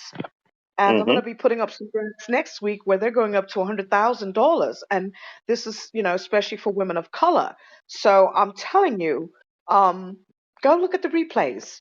The information that I give, it's of value. And people have made money. People have gotten their properties. Quite a number of girls gotten their tax sales. Paula is one of them. Janice set free. Jenny and Veronica are going to be next. So, and you too, Tobias. So, glean the information that you get here. Glean the information. This is not about gloom and doom. This is look, I've been around rich people my entire life. Okay? I'm not rich like they are. I'm working on it. But these are the kind of business meetings, not even business meetings, meetings at the country club over dinner, at the Metropolitan Club, at the Soho Club. These are the things that they talk about. And these are the tools that they use, as they say biblically, to gird their loins. So when shit happens, they're going to be like, recession? What recession? Inflation? What inflation? Depression? What depression? And I want the same for you. Tobias, I have a question. Yes, sir. Okay, when I was doing redress, I was teaching people about the lien process, Hmm. and I still have over 50 liens on properties. How would this process work with that? I would take those liens if you got the paperwork and slap them on a UCC and put them in a corporation. Yeah, that's what I thought. Okay, I just Yep. wanted to verify that. And you'll immediately create the value of whatever the total amount of those liens are. And then you can, work on going to the bank or any kind of private broker, anybody who will work with you. You mean you have to shop around, how people get down with their personalities and keeping us out, but yeah, you can definitely do it. We're working on a couple of people too. You're in Louisiana now, but if you can come out to California, we're going to be trying to work with people. And I'm trying to get a list of brokers and bankers together that are familiar with how to work with trust and businesses to do this process. We got a couple locally, but they're just local. I want to try and get some people nationwide because the rules are different from jurisdiction to jurisdiction. Right. But yeah, I definitely take those and slap those in. Uh, we'll talk because I'm working on that for you. Maybe that's something that we can do while I do that one. Okay, that sounds good. Bear with me though, man. I'll be behind a little bit with the kids and everything. Yeah, I know. I understand, brother. Um, I dropped the YouTube channel in there. Please go check out our YouTube channel. Let me drop it again. I think that it will greatly benefit people to kind of keep up with what we're doing. I'm going to be making some more videos and stuff too.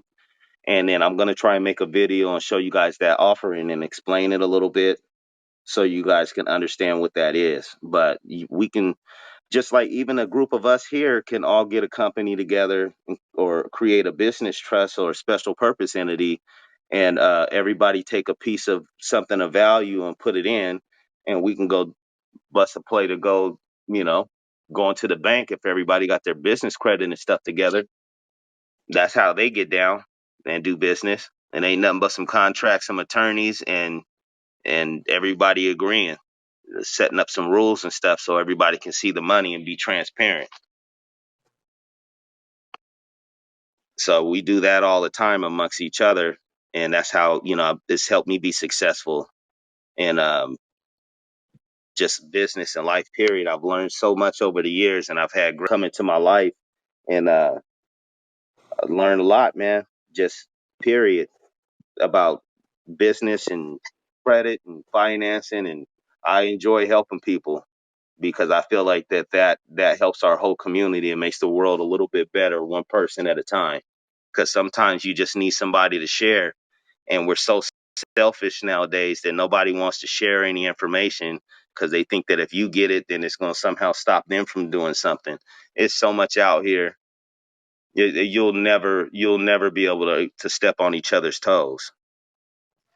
you are so correct because set free, with her job working in high finance, and she was just saying how every moment there are billions of dollars moving across the country. Just think now.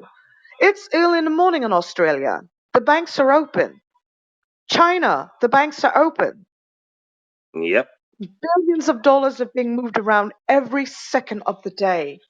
There's always money. It is money is energy and it's constantly moving. So there's enough for everyone. And I signed up. I signed up. I don't know if you check it. I've signed up for a consultation. I've signed up. So but All yes, right.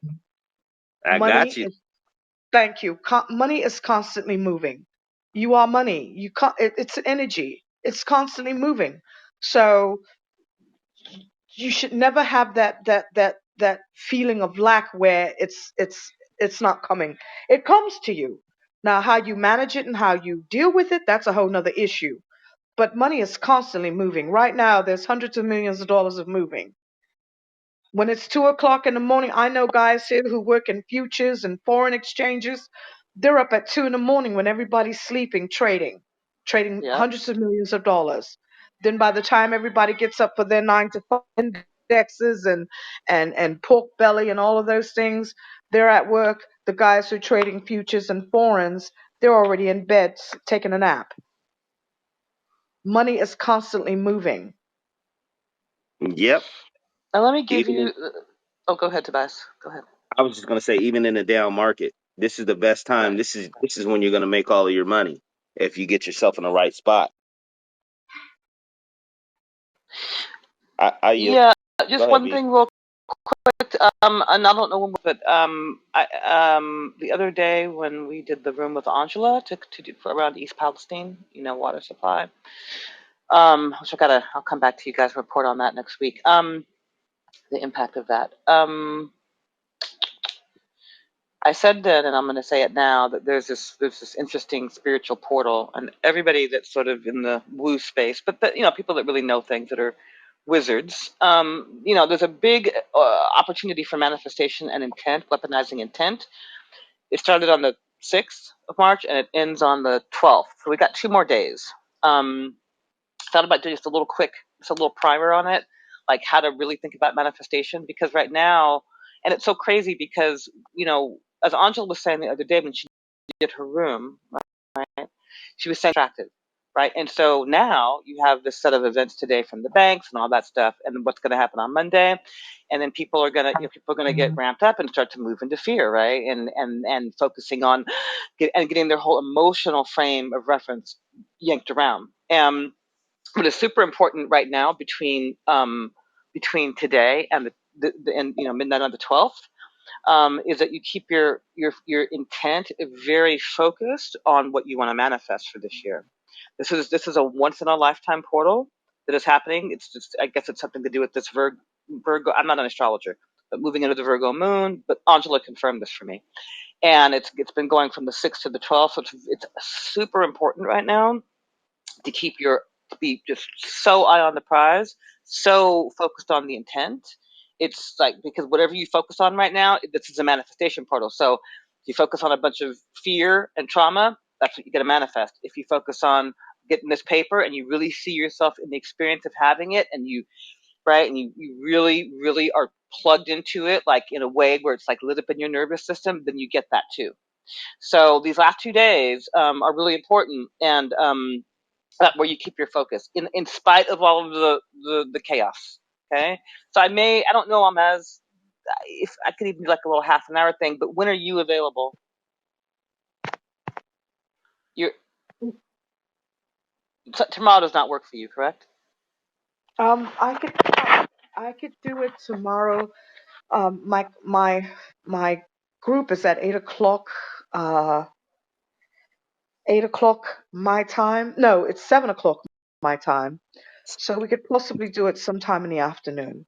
Okay, cool. We'll get it set up, but I won't keep you guys long. It's just What's the Right. most direct way to tune your intent so that you're sort of awash in your intent? Because listen, it's so easy to sort of get distracted and get pulled, and now that there's going to be all this stuff kind of broadcasting across all the social media platforms, right?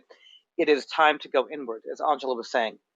Angela was saying that. I thought she said it very beautifully the other day. So let's get that, because we want to leverage this sort of this cosmic time, this cosmic portal, this moment in time.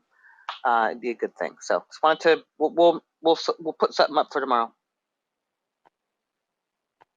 All right. Anything else before we complete? We got the replays on, guys. So if you came in later, you might want to go back and hit it. I think this is really important, and this is a crossroads, right? This is a moment in time where you get to really choose the trajectory. So take what Tobias is, Tobias. I've told you guys before when I brought Tobias to this space, right? Like this is like he's the canary in the coal mine. He's watching the indicators. He is like very accurate in his predictive capabilities, right? So, and here we are. So take that for what it's worth. Take a deep breath, and really, this is like this moment where there's like a real fork in the road coming.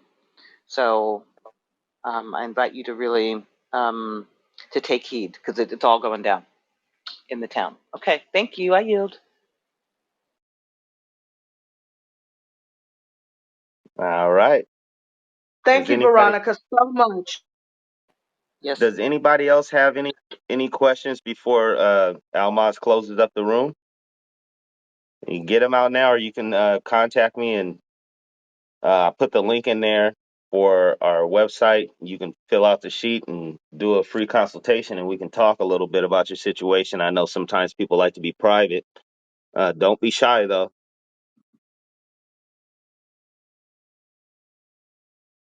Going once, going twice. Thank you, everyone. Thank you. Thank you. Thank Yeah. you. Thank Thank you, you. everybody. Yeah. Thank you, everybody. You want to enjoy your evening. All right, you guys enjoy your evening too. It was a pleasure, and we're gonna try and make this more of a regular thing. We got to get our schedules together, but we'll get something together for you guys where it's more consistent. And I would love Set Free to keep coming back. Oh, it's my pleasure. Set free is mine forever. She's stuck with me like an STD. She can't get rid of me, honey. I love Not hearing an that. STD. Say like Oh, Velcro. Say like she stuck to me like Velcro and nappy hair. Say that. Okay. Velcro wears out. Okay, you're she right. does. You're right. You're She right. You're does. right. You're right. So thank you, everyone. So Tobias, shall I close the room out? Yep, I don't have anything else to add today. Okay, closing out. For all my tax sale students, Tobias is going to stop in tomorrow. Uh, it's going to be a mini boot camp, and we're going to be talking about these things and some bits and bobs. So, closing it out. 5, 4, 3, 2, 1. Good night.